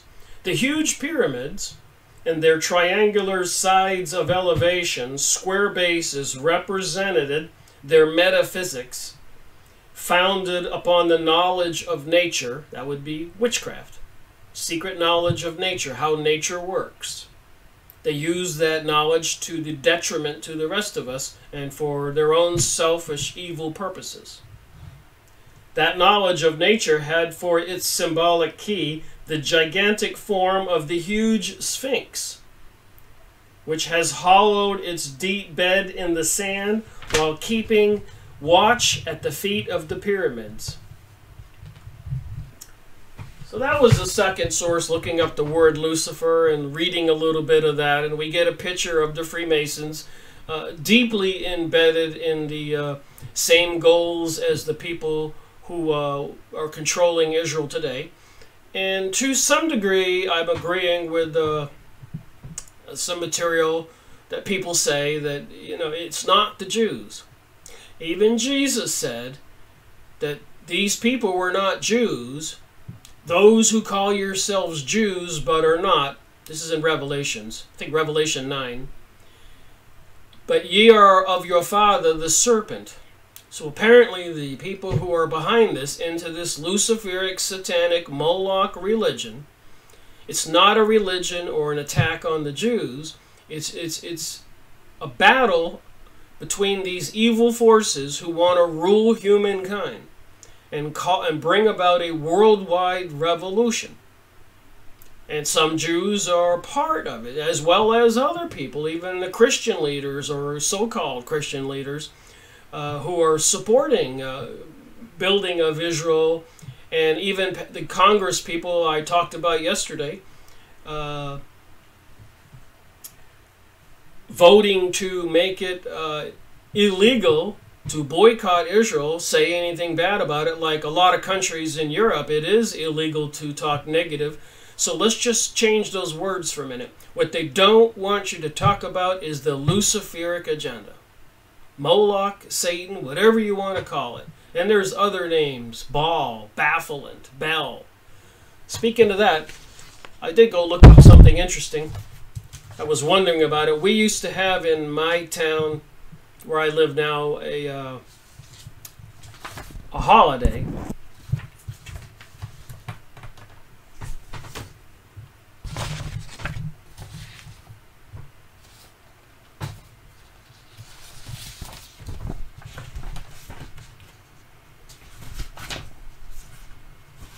Called Bell Share Festival. So they bring us these holidays. Bell Share Festival, Asheville. So I did know that another name for a ball is Bell, and I remember the festival they had in Asheville called Bell Share, and I thought to myself, when was Bell Share, and what does that have to do with all of this? So anyways, I did go look it up, and they celebrate it at the last weekend of July.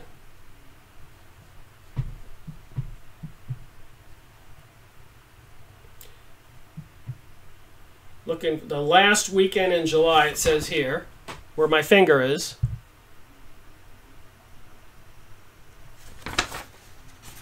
So then I went and looked up witchcraft holidays.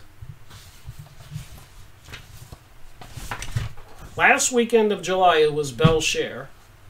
And here it says, Witches and Warlock Annual Wiccan Holidays.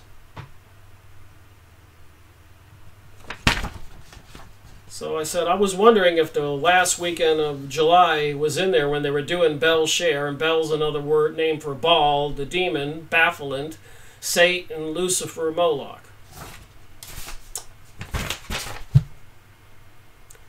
Limas, or Harvest Eve, July 31st. This holiday celebrates the first harvest. So this is a witchcraft holiday. So people don't even know that they're being part of these festivals. Kind of crazy, huh? So there's more here, but I wanted to read from this book. I said this live streaming event would go over 1 hour, because I wanted to read from the 3 different books.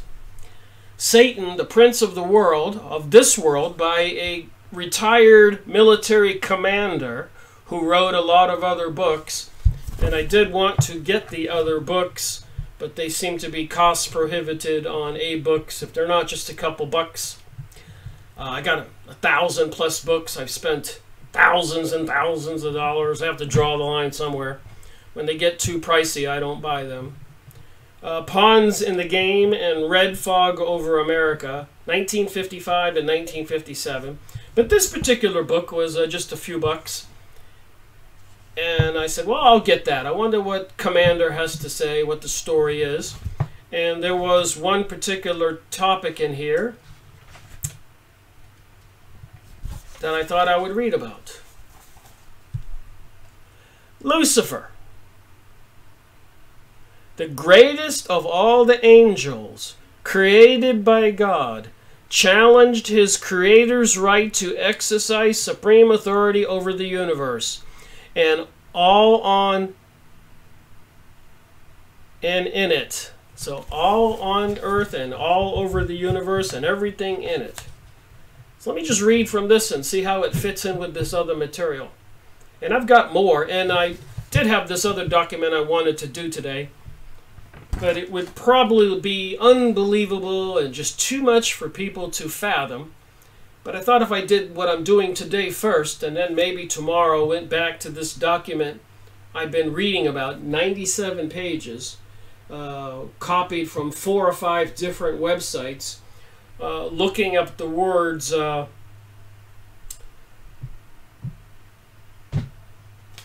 see what I got here.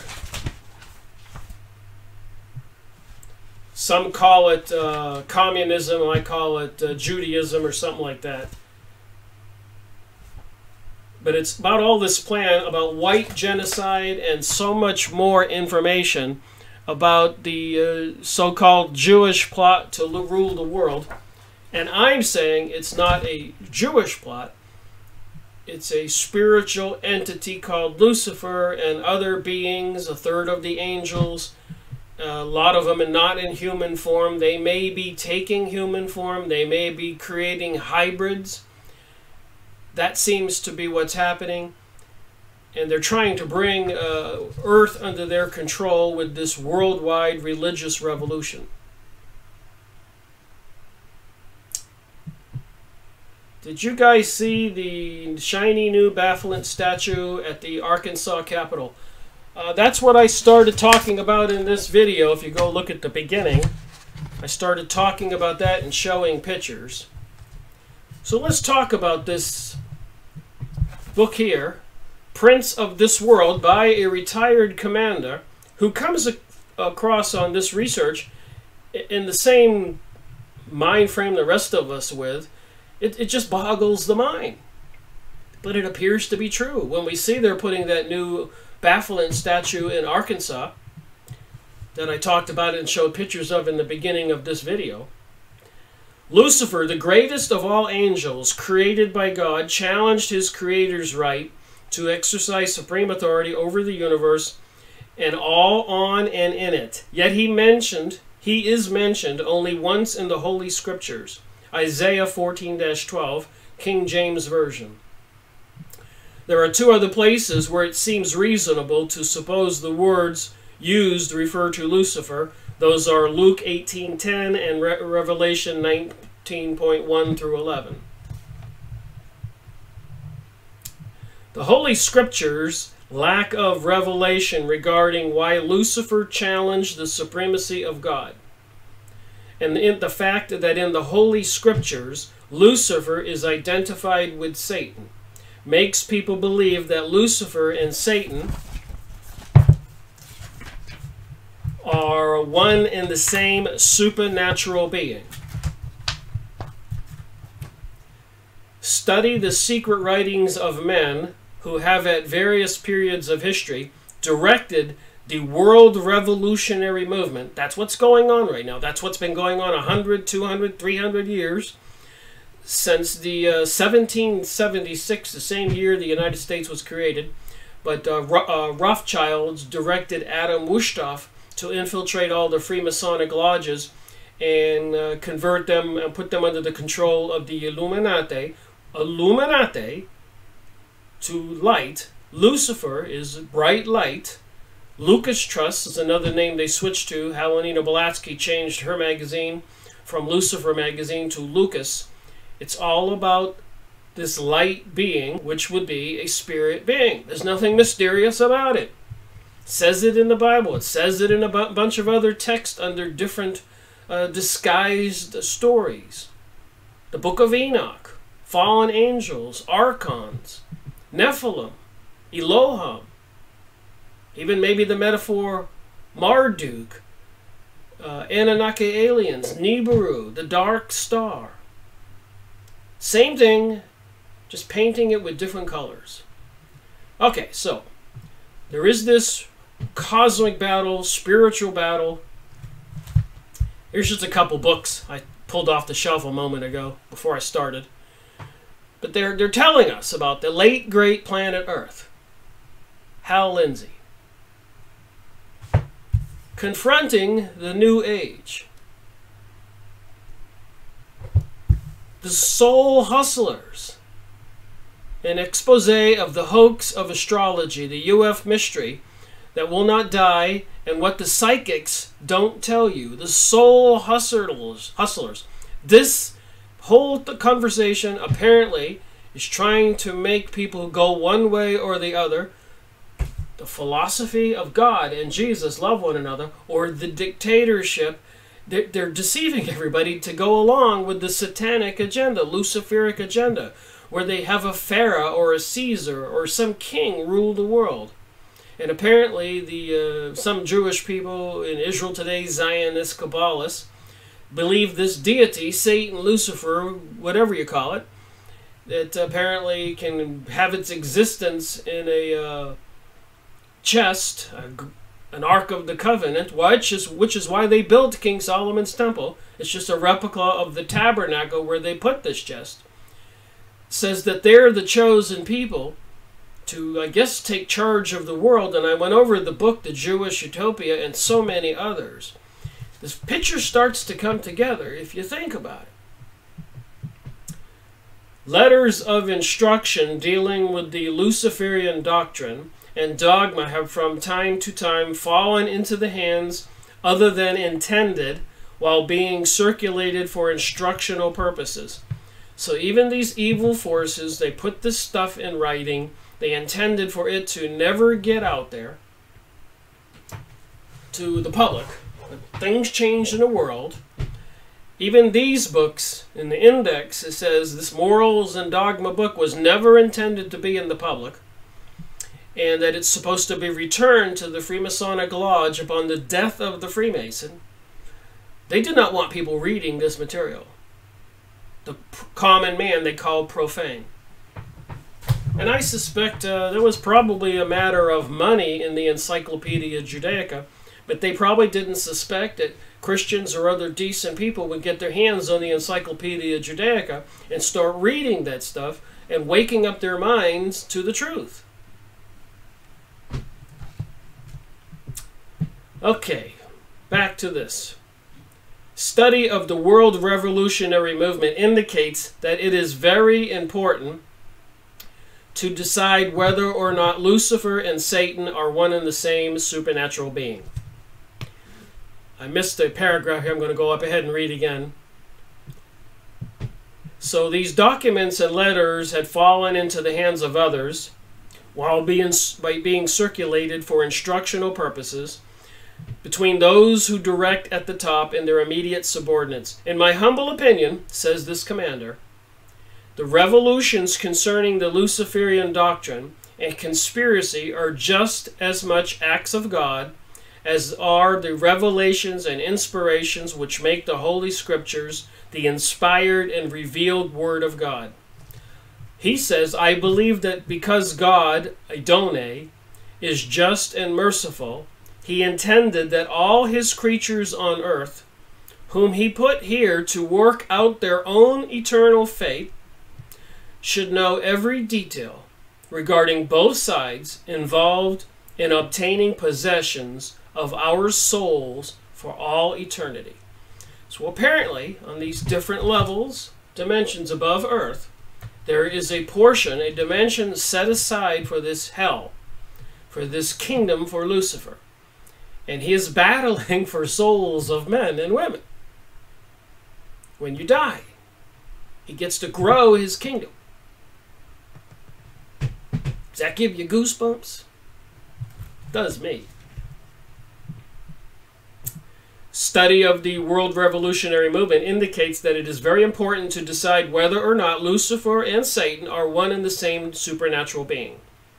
So when you see them releasing that statue of Baphomet, or placing it in the front of the Arkansas State Building, and all the other things I've talked about in hundreds of hours in these videos and book reviews, you start to get a picture that this cosmic spiritual world does exist, and that when Jesus was sent here, whether you want to say it wasn't real or an allegory or a metaphor, I don't care.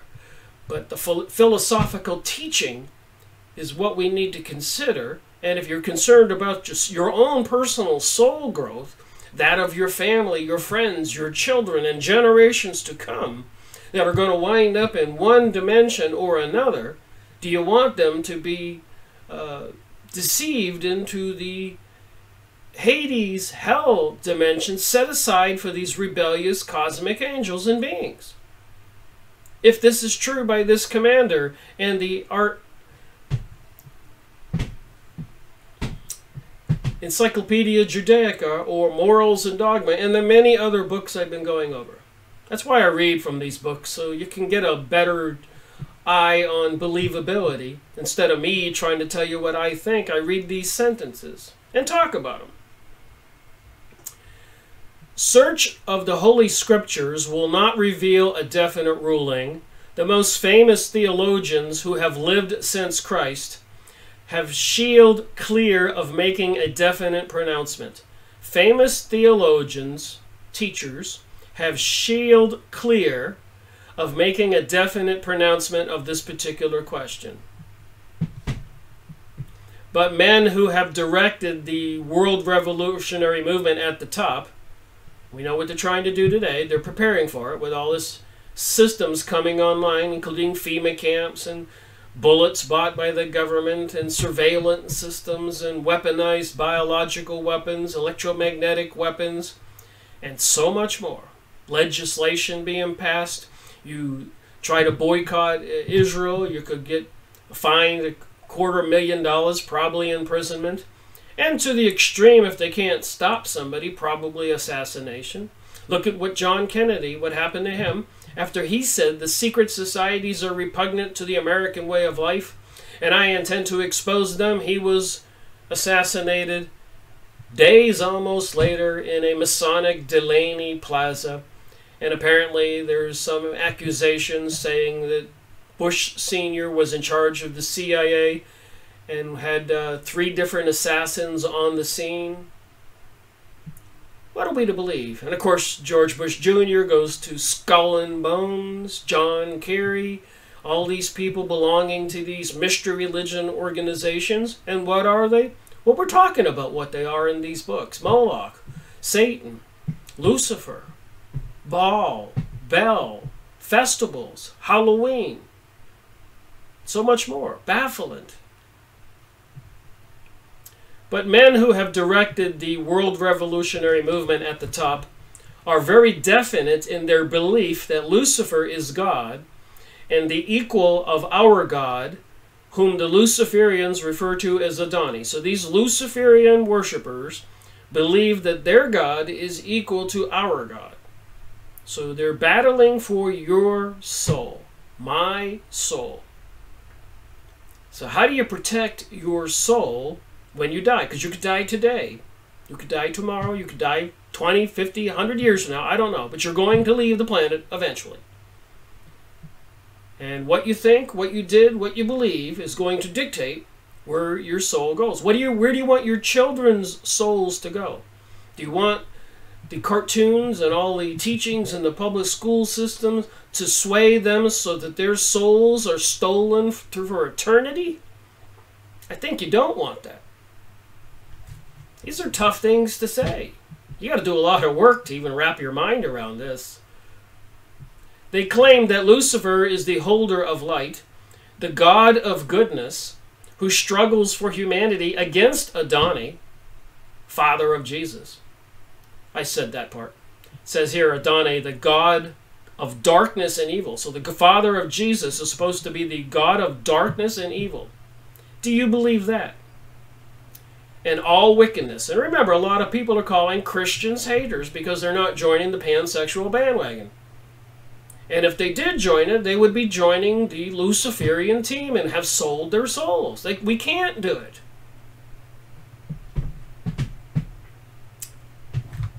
Albert Pike, who worked out a military blueprint of wars and revolutions, which he calculated would bring the Luciferian conspiracy to its final stage upon this earth. Remember, this is a retired commander military. William Guy Carr, who wrote other books, stated definitely in his letters to fellow conspirators that Satan, although prince of this world, is definitely inferior and subordinate to Lucifer. So if Lucifer is a deity with his own kingdom, albeit a dark kingdom, probably not equal totally, but pretty powerful, and he has princes on different planets. On planet Earth, his administrator, his prince, is Satan, according to this material. So like I said, you learn a little bit at a time. So that was about Lucifer in this document. So I've got more to do here before I end this video. I want to look at some more pictures I have here that I printed out for this conversation, then I can end this video.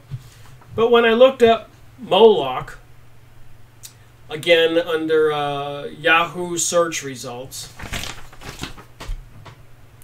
the ancient god, Britannica, Wikipedia, you can go find the pictures on Yahoo image site, The ancient pagan god of child sacrifice. Anybody missing this here? The ancient pagan god of child sacrifice. Of course, this was forbidden by God's world. So if you stick with God and the Jesus teachings, and I'm sure this God was influencing other religions and other people all over the world. God isn't just the God of the Christians. Because I took a comparable commandments course, comparable religious course in community college, taught by an Iranian teacher. And she showed that all the commandments of the different religions of the world were similar.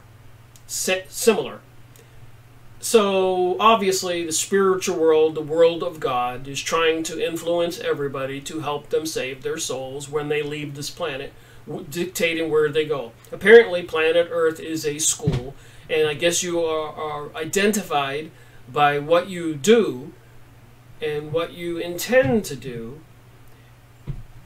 when you leave this planet, where your soul goes. And apparently there are different dimensions, and maybe you get second chances and reincarnation. I'm not sure about all that.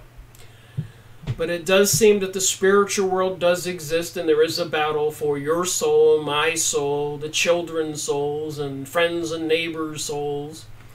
And with the people going along with this 911 and murdering the Palestinian people, it's all about intent. And look at Gandhi, you know, just being passive and submissive. He winds up being stronger than these demonic evil forces. And the commandment in the Bible is, thou shalt not kill. That's period. There's no little asterisk and say, this is when you can kill. And remember, what's really important is our spiritual souls. And apparently, there's books published. The Soul Hustlers.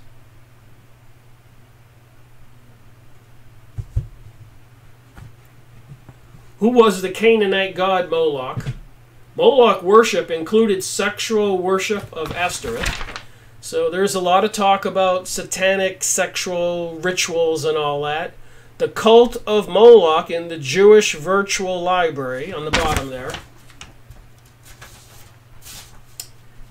Moloch demonology. Bohemian Grove Moloch worship. JesusIsSavior.com. Who is Moloch? So apparently this Moloch entity is real. Apparently it has a huge influence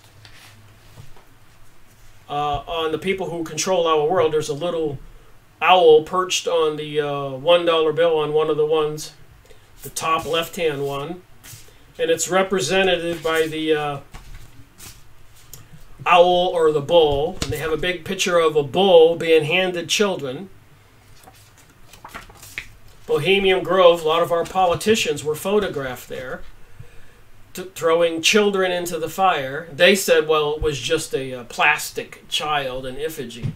And I'm saying, what the heck does that matter, whether it's a real child or a plastic child? What the heck are you doing having a ritual throwing a baby in the fire? Isn't it all about intent?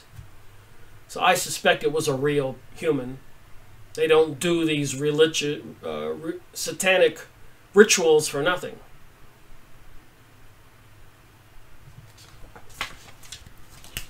So you got a celestial battle in heaven.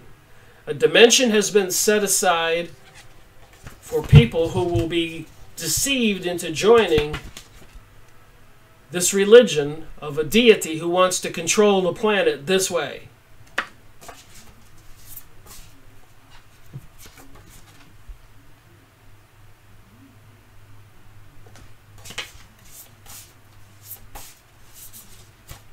Plenty of pictures. You can go look this stuff up.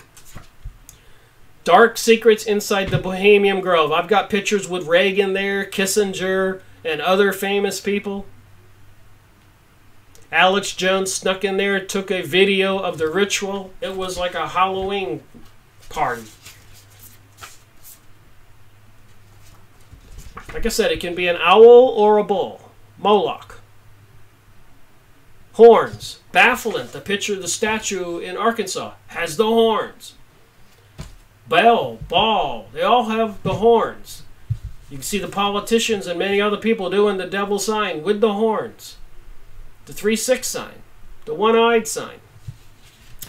And then, of course, they tried to put the archway of Baal, B-A-A-L, in New York and London. And later I found out they were putting 1,000 of them from UNESCO, the Educational and Science Department of the United Nations, all over the world. Why would they be putting these archways to the devil in New York and London and in 1,000 other cities if this is not going to be part of the one world religion?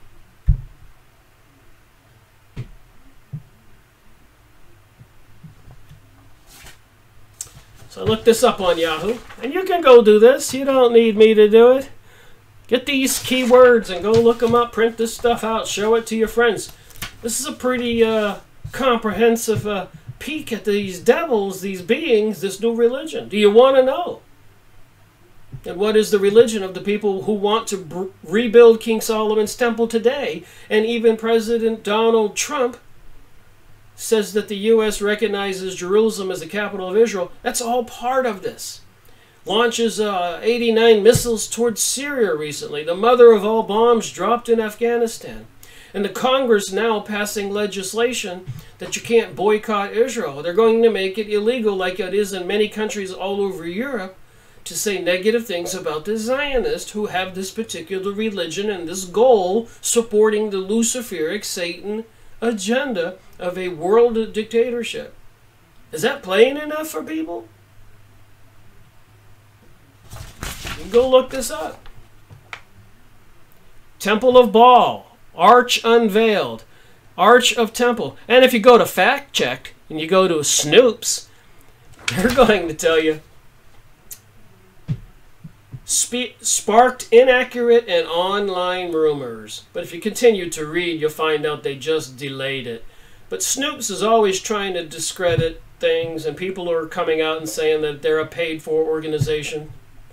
And I've said several things to people, and they've gone on Snoops and met me the next day and said, "You're full of it, Rick. Snoop says it's not real. So it can't be real." So people can be convinced of things they don't want to believe in anyways.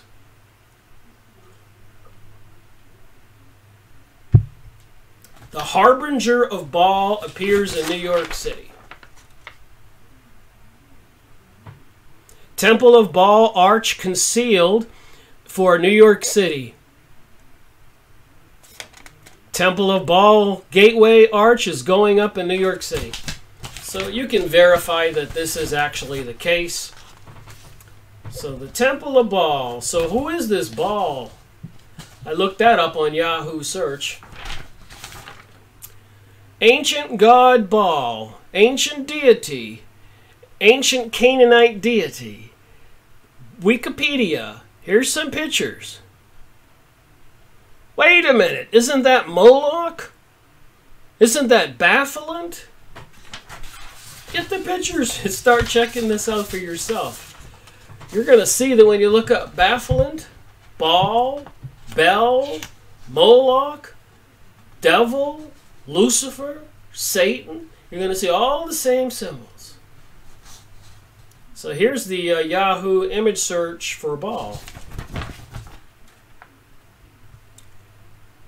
There's the bull. So people are associating this with this. I'm not. I went and got the Yahoo images. There's the bull.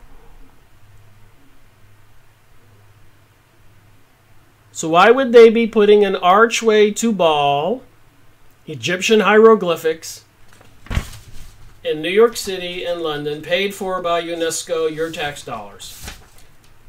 Aren't you concerned? Aren't you disturbed?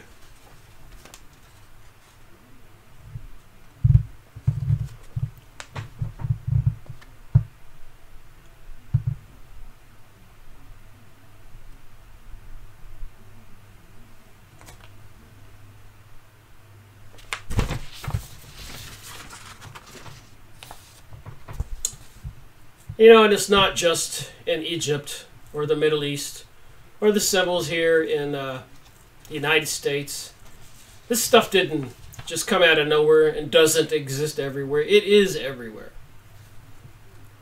I looked up the god Siva, goddess Siva, god Siva.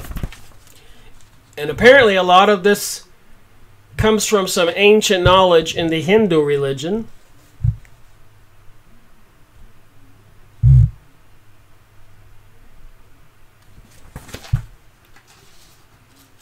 So the evil is all over the world.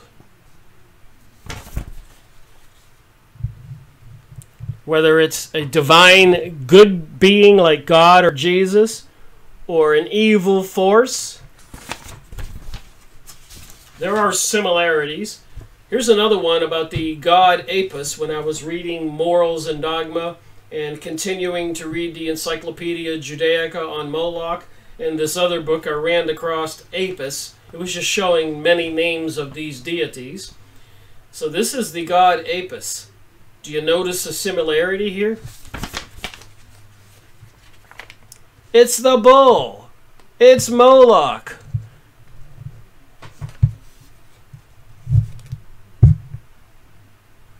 It's Egyptian.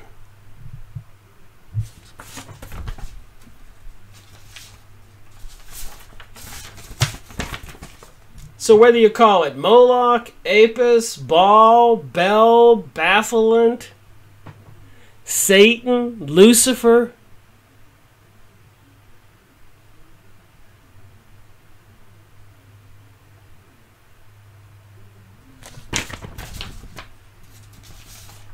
remember they put the image of Shiva projected on the Empire State Building. Why would they do that? The goddess of destruction. A big projection of a goat on the Hoover Dam. That's the symbol for the Baphomet, the statue I just showed you at the beginning of this video. Why would they do that? We know why they're doing it. These people believe in this Luciferic satanic religion.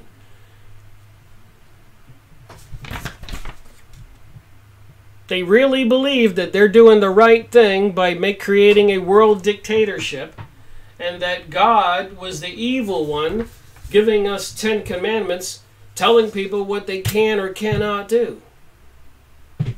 So I guess it's the big battle for your soul is, do you want to believe God and say, hey, I'm going with your commandments and I want to follow you? Or you're saying, heck no, I'm going with the Lucifer dude and his satanic prince that runs the planet with his other cohorts, Baal, Moloch, Bel, Baphomet, because I want to do whatever I want to do, like Aleister Crowley taught in the Book of the Law. Go watch my video series 23, Freemasonry and Satanism. Horrific stuff in that book, and don't say the words, the incantations. If you read them, there's satanic rituals. And a lot of this is several books when I showed them, I couldn't read the rituals because they can do things to you, cause possession or the manifestation of these evil entities. So there was a little bit more I was reading in this book. Satan, prince of this world. Look how he has the little horns on the one here. I mean the O.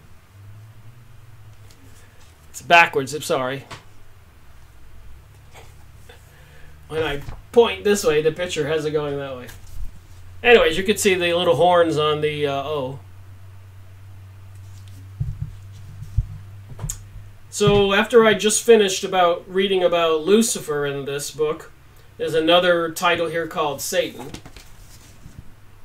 by this retired commander who wrote numerous other books. Satan, the scriptures use the word Satan quite often and tell us about his evil purpose and works. He is, as the word implies, the adversary of God. Satan is invariably associated with Lucifer. Most Christians accept the fact that Lucifer and Satan are one and the same supernatural being commonly referred to as the devil. The key word here is supernatural being. And believe it or not, when you die or I die, we have souls that leave the body. So I suppose that would be a supernatural being. We would reduce or return to being our spiritual self. our soul. So that world seems to clearly exist. And apparently there's some kind of organization to it, and a creator, and a controller, God, and an adversary, Lucifer, who has almost equal powers to this God. And there's a battle for souls. And Earth is probably one of those proving grounds. Those who have directed the Luciferian conspiracy, this would be your Illuminati types, all the mystery school adherents to these different temples and lodges, upon this earth have been very definite in pronouncing the doctrine that Lucifer is God. And people will try to convince you of that. There's some small notes here on the bottom. While we recognize the truth that the devil Lucifer is the father of lies, as told to us by Jesus Christ, and the synagogue of Satan, and so that's what the Jesus accused those people who were opposed to him, ye are of your father the serpent. In the Revelations it says, I know who you are, Jews who call yourselves Jews, but are not. So we're not talking about Jews here. We're talking about people who are following the synagogue of Satan, the fastest growing church on the planet. All the symbolism is everywhere. The propaganda, like in the lottery or gay marriage, trying to change the minds of people worldwide, is everywhere. And people are starting to hate Christianity. Somebody is building the momentum for a worldwide chaos and anarchy event. They want to change the way the world is run.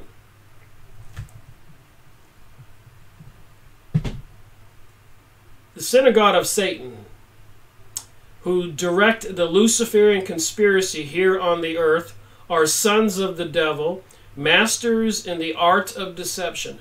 Masters in the art of deception. Got it? Get it? Fake news, 9/11, World War I, World War II, assassination, President Kennedy, Boston bombing at 666 Boylston Street, Sandy Hook where the journalist holds up a picture of the owl Moloch, Washington, D.C. street plan like an owl obelisk in all our city squares and parks, symbol for Osiris. His son Horus, the all-seeing eyes on the dollar bill, the pyramid, symbols for Isis everywhere. Get it? Got it? It says here, says Commander William Guy Carr, I still maintain, however, that a great deal of truth can be learned from the secret writings of men who were the high priest of the Luciferian religion in their day. And I've been collecting those books, whether it's Helena Blavatsky's Theophist Society, Morals and Dogma, Albert Pike, and many others, because they never intended that their pronouncements on this all-important subject should fall into the hands other than the intended. As well as will be proved in the other chapters, many men have directed the ceremonial and dogmatic executives of the synagogue of Satan and the Luciferian religion since Wushoff died in 1830. They include Moses Holbrook, Albert Pike of the United States of America, Mazzini and Limi of Italy, and most recently, Aleister Crowley of England.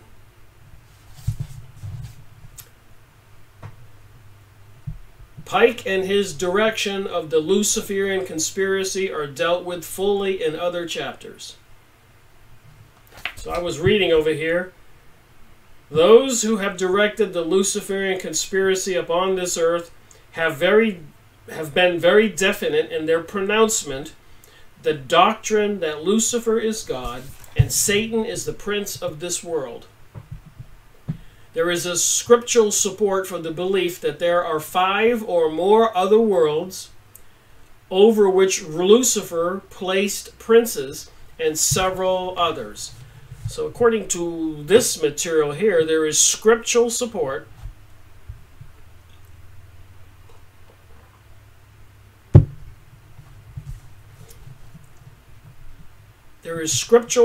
for the belief that there are 5 or more other worlds over which Lucifer placed princes, and several others, in addition to claiming that Satan is the eldest son of God, Adonai, and that the older brother of Jesus Christ, also claim that Jesus Christ is one and the same person as Saint Michael the Archangel.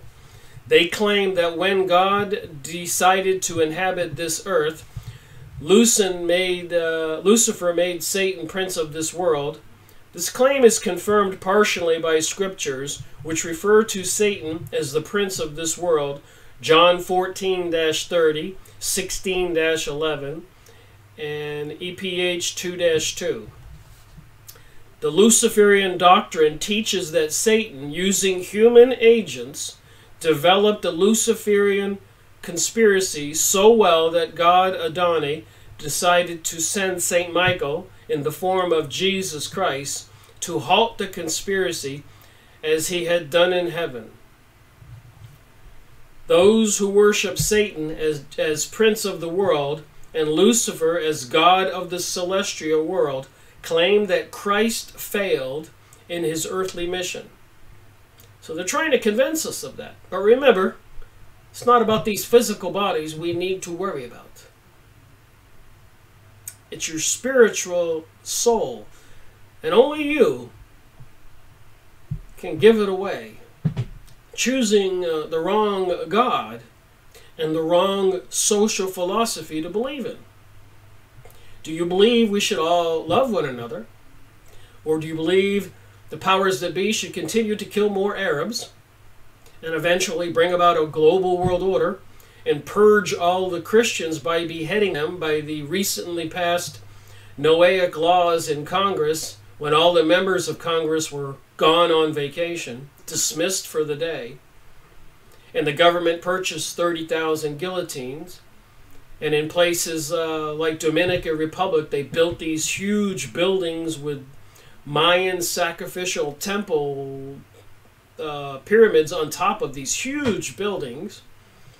And Hillary and Bill Clinton visited that place in the Dominican Republic. And inside is a long hallway with doors on your left and your right with bars on the windows. There's cells. And of course in Haiti and Dominican Republic and all that is a lot of stuff with voodoo and a lot of demonic stuff going on. So will they be shipping people and having these satanic, luciferic sacrifices and beheadings at this facility in Dominican Republic? And Hillary apparently broke down in tears and said she can't wait to see the facility in operation. Oh my! Of course, Haiti having the earthquakes, and a lot of the politicians, presidents went down there, ex-presidents, had a lot of people donate money, and a lot of people saying that money never showed up to the people to help them in the problem with the earthquakes in Haiti. So these satanic forces are seizing every crisis, every opportunity to grasp more control, more power, more wealth. You can look this stuff up. Don't believe me. They claim that when Christ refused to accept the overtures of Satan, his betrayal and death were arranged in such a manner that the Romans acted as judge and executioners of the synagogue of Satan, while the high priest used mob psychology to make the Jews reject Christ. So the high priests today, who control our educational system, the TV programming, the economy, the movies, the magazines, our world, are using mob psychology right now to turn people away from Christianity. They want to convince people to give up their souls. So it seems. From my rationalizing what I'm reading in all these books and all this material. Mob psychology to make the Jews reject Christ as the Messiah, and then to assume the guilt for his crucifixion. And they're trying to use mob psychology and reprogramming of we humans to convince everybody to join this new world religion about the 6 million Jews killed in the Holocaust. It's part of this new religious dogma they're creating, and they're saying so that they can control the world so such a thing will never happen again. But then again, I'm thinking after World War II and all those millions of German troops surrendered, and the men and women and children, the people like Eisenhower and these elites, apparently from these this Luciferic satanic world revolutionary movement, wanted to dispose of all of those German men, women, and children. That was a really serious massacre holocaust, you think? And then after World War I, the Bolshevik Jews invaded Russia, abducted the Tsar and his family, took him to a farmhouse and shot them all, and then proceeded to kill 25 million Christians and other good people, tear down the Christian churches, knock the Jewish temples. And some writers estimate 100 million people died in Russia after World War I. So can you see the philosophy of this Luciferic satanic religion, this cosmic battle going on here on planet Earth, and they're trying to deceive everyone?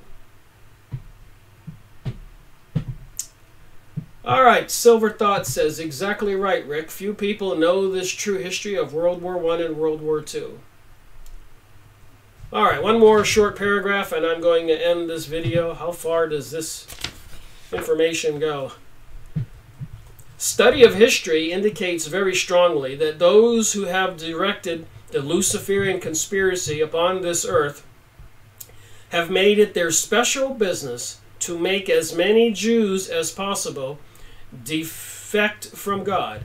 So a lot of Jews are being sucked into this vacuum with the program called Aliyah.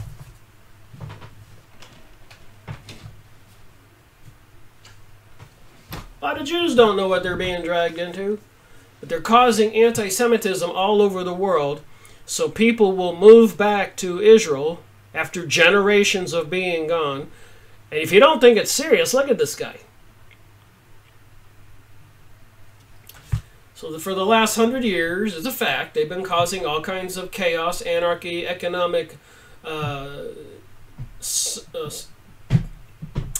suffering, and other kinds of chaos and anarchy to get the people to leave, to go back to Israel, so that they can have a population of people. And not a lot of Israel people are following for this and are protesting over there in Israel. But there is a plan. They plan on a greater Israel. And like I said in the beginning of this video and yesterday's video, they have whole thousands of troops at computer monitors every day. You can have resources and controls of our military here in the U.S. and probably Europe. And they seem to be bringing us a lot of destruction and problems and blaming it on we the people for causing global warming. And they do have plans for a greater Israel, and they need to get the land from the Euphrates to the Nile, and apparently even annex all of North Africa, the southern portion of the Mediterranean. And they have nuclear weapons and a program called the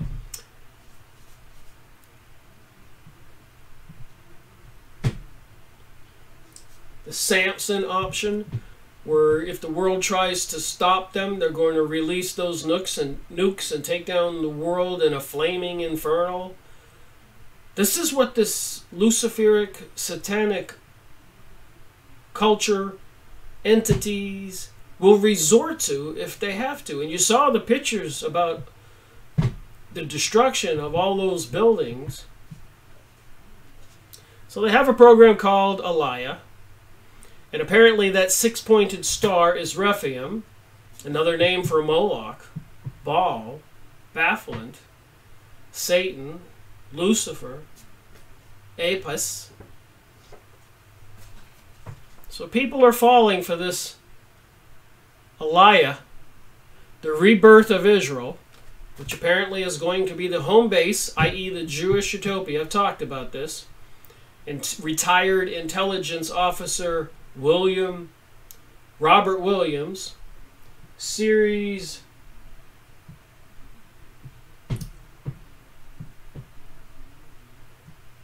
67, The Jewish Utopia. Go watch my couple 2-hour videos on retired intelligence officer Robert Williams, the ultimate world order, because he discovered a book called The Jewish Utopia. So apparently these people are convincing people worldwide. Don't these people look happy? Immigrating from France and America and everywhere. And probably a lot of them get recruited to belong to those programs, to monitor everything we're doing, control all the events that are happening every day, destruction, chaos, anarchy, planning, bombing, shootings, maybe directed energy weapon causing fires in Canada. I had a person send me a comment the other day. It's horrific. Hundreds of fires going on at a time in Europe and California. Meanwhile, families are flying from all over the world to their safe haven to Israel in a program called Aliyah. And the Prime Minister is there to greet them. This is no small thing. There's Prime Minister Sharon. And he said in a heated argument in his Congress, don't worry about America. We control America. And the Americans know it. Do you know it? And you can go look it up. You don't have to believe me. So I think now, tomorrow, I can read from this 97-page collection of material I copied over many websites and tell you what some of these people are saying. It says here, the difference between Jews and Gentiles are not religious, historical, cultural, or political. They are rather racial, genetic, scientifically unalterable. The one group is at the very root and by natural construction totally evil, while the other is totally good. And that is a Ramanuth Yisrael rabbi of Sadia Gama.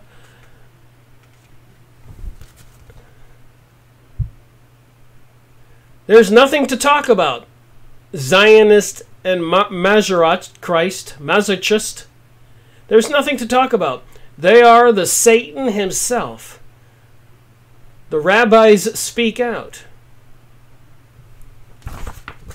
So much material in these 97 pages.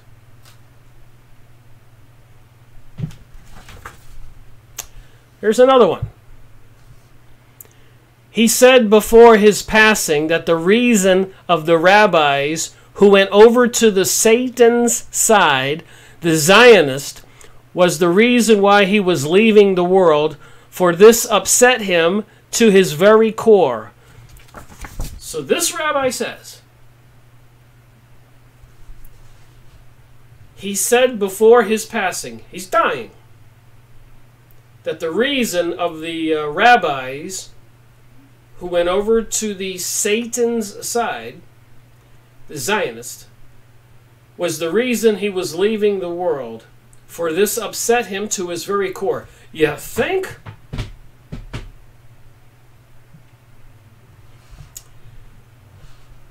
This guy, Rabbi Yichel Mekin Epstein, Russia, 1829 to 1908, and I don't know what this says, I haven't read it before.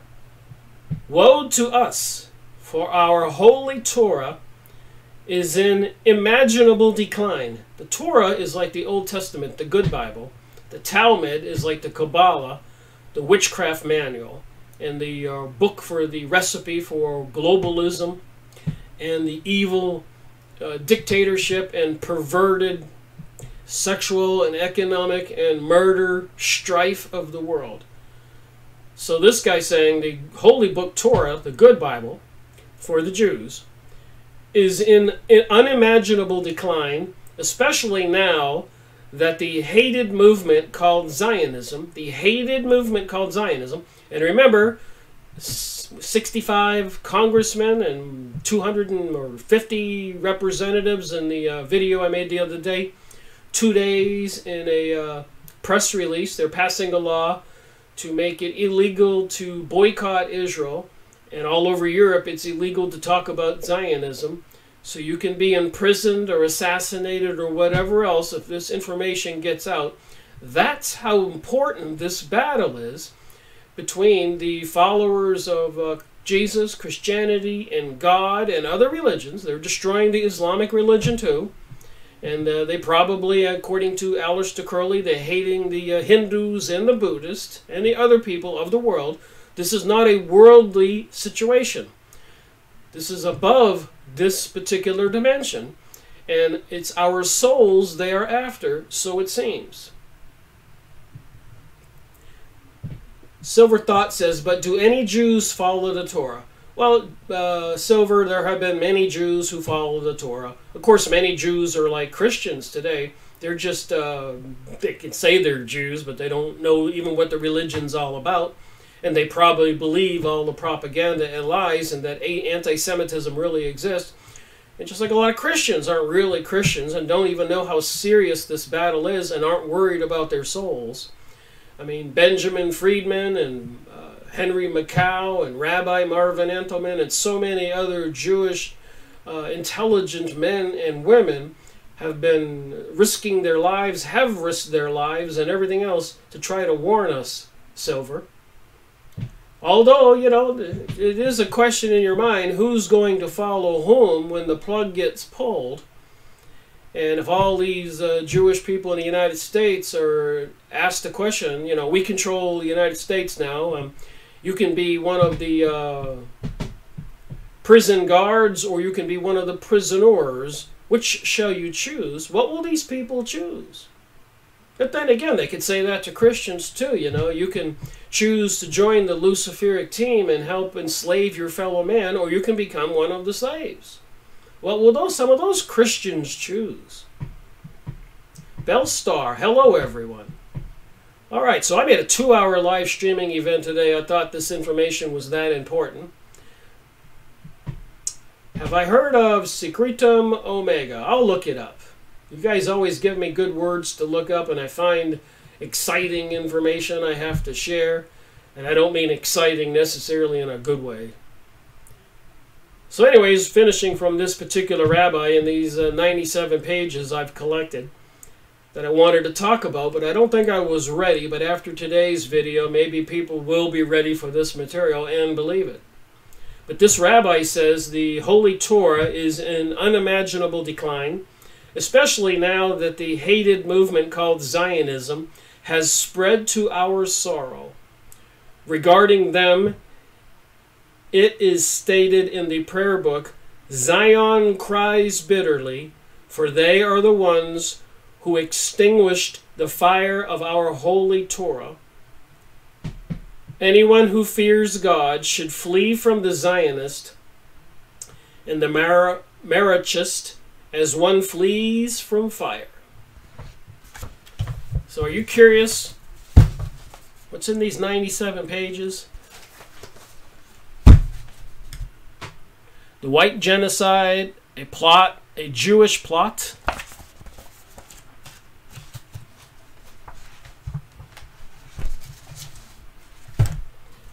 A culture of critique, an evolutionary analysis of Jewish involvement in the 20th century intellectual and political movements.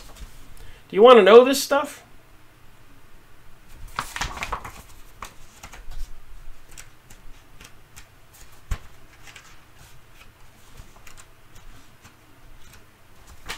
Can't find the title pages of this.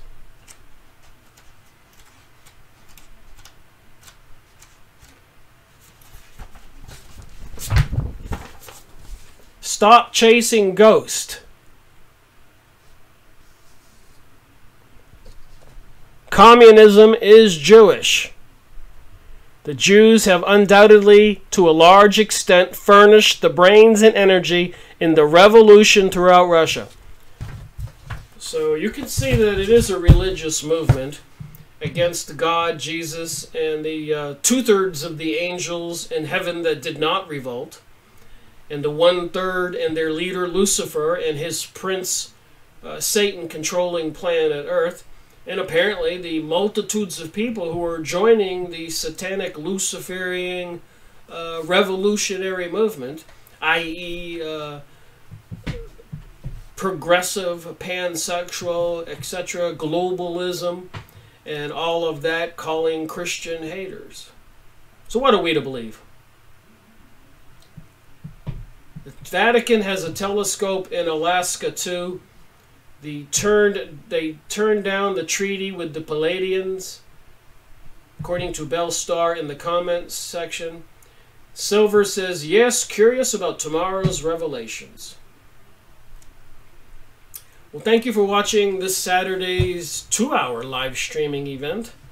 I wanted to get the information out there from the morals and dogma material about Lucifer, the Moloch information in the Encyclopedia Judaica, and the information about Lucifer and Satan in The Prince of the World by William Guy Carr, which I will continue to be reading.